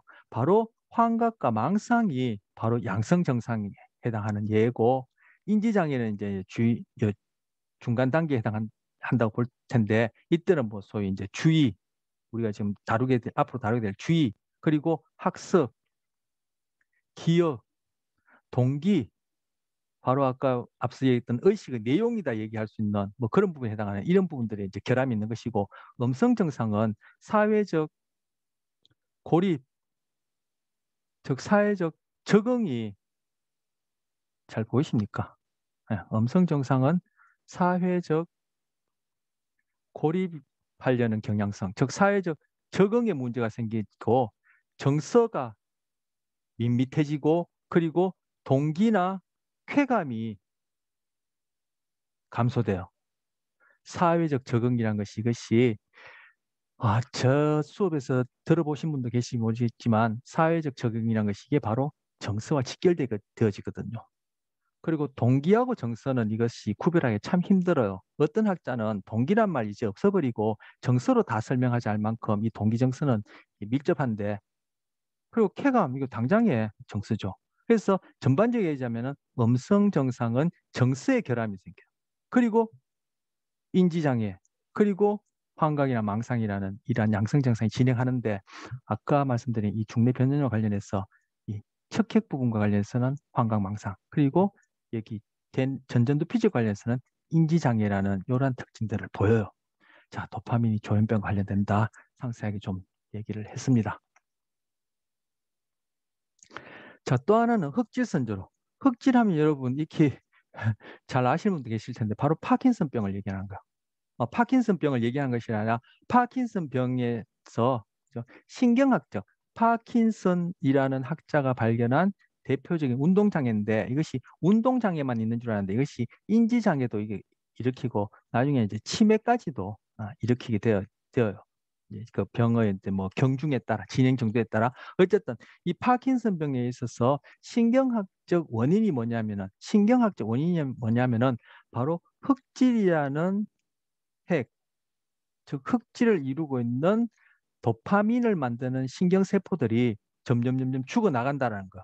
그렇게 함으로써 이 흑질에 있는 이 도파민 세포가 축삭을 뻗어서 어디에 가서 도파민을 분비해야 하냐면은 바로 기저핵 또는 바닥핵이라고 얘기하는 같은 부위인데 이것이 한자말 쓰기하고 한글 쓰기를 해서 두 가지 이름인데 여기 가서 도파민을 분비하게 돼요. 이것이 정상적으로 기능하게 되면은 우리 소위 자발적 행동을 개시하는데 중요한 역할을 하는데 바로 파킨슨 병에서는 바로 이 기저핵, 바닥핵에 가서 도파민을 분비해야 할 신경세포의 세포체가 모여있는 이 흑질 부위가 망고진다는 거죠. 즉 도파민 세포가 점점 사멸한다는 거죠. 그렇게 해서 생긴 것이 바로 파킨슨 병이에요. 여기서는 미상핵이라 했는데 기저핵, 바닥핵 이것이 세 부위로 나눠져요. 또 구체적으로 세 부위로 나눠지는데 그 중에 한 부위를 얘기를 하고 있는 거예요. 미상핵. 근데 우리는 여기서 미상핵, 즉 세분화된 어떤 부위, 특정 부위를 얘기를 하지 말고 이 미상핵을 다 포함하는 기저핵, 바닥이라고 하시면 되겠습니다. 그래서 여기서 보시면 정상적인 운동 행동을 유지하도록 활성화된다. 그죠? 활성화된다. 아까 도파민은 흥분, 운동을 준비하는 경향성, 준비한다. 운동을 일어날 경향성을 높인다 했는데 바로 그런 의미로 그죠? 이것도 각성 시스템 포함해서 생각할 수 있는 거예요. 즉 활성화된다. 그리고 도파민의 상실은 파킨슨 병에서 나타나는 금방 얘기했죠. 파킨슨 병. 근육이 강직되어지고 운동 장애가 나타난다. 그리고 이제 운동 장애라면 끝난 것이 아니라 같이 인지 장애도 같이 거의 수반되어서 일어나고 파킨슨병 초기에는 우울증이 먼저 나타나기도 해요. 아까 우울증, 뭐 이 뇌관 각성계와 관련해서 아까 모나민 가스를 해서 다 살펴봤죠. 그 모나민에 포함되는 것이 바로 도파민이니까 이것이 그렇게 해서 우울증하고도 관련되는 것이요. 그리고 인지 장애도 있고 이제 이것이 나중에 뭐 치매가 또 뭐 인지 장애에 포함될 텐데 뭐 구체적으로 이제 인지 장애 중에서도 이제 치매까지도 연결되진다라고 그렇게 얘기를 하고 있어요. 자, 여기 보시면 REM 수면 행동 장애와 파킨슨병 요것이 요 며칠 전에 또 매스컴상에서 또 이제 발표된 새로운 연구 결과라고 이제 소개되어져서 제가 여기다가 참고로 넣어놨는데 뭐 내용상 읽어보니까 뭐 저 전문적인 뭐 아주 그런 테크니컬한 그런 내용에 있어서는 새로운 내용들이 있겠지만 결론적으로 봐서는 뭐 익히 밝혀진 것들을 다시금 확정하는 그러한 연구 논문이 바로 요 며칠 전에 이제 소개됐어. 바로 아까 수면과 관련해서 그죠? 어떤 문제가 있는 것이 파킨슨병 그리고 오늘도 그런 얘기가 그때 했습니다만 알츠하이머 치매와도 관련된다. 이런 내용이 있어서 제가 참고로 넣었는데 시간이 오늘 너무 많이 되어서 이 부분은 다음 시간에 얘기를 하고 그다음 이 각성이라는 것이 어떤 것인지 좀 더 뭐랄까요? 음, 특이한 병리적인 현상하고 같이 살펴보고 그걸 바탕으로 이제 주의 기능 살펴보고 이 주의가 좌뇌, 우뇌에 따라 각각 어떻게 다르며 그것이 우리의 행동상에는 어떠한 특징도 있는지 살펴보도록 그렇게 하겠습니다. 그래서 오늘은 이렇게 해서 마치도록 하겠습니다.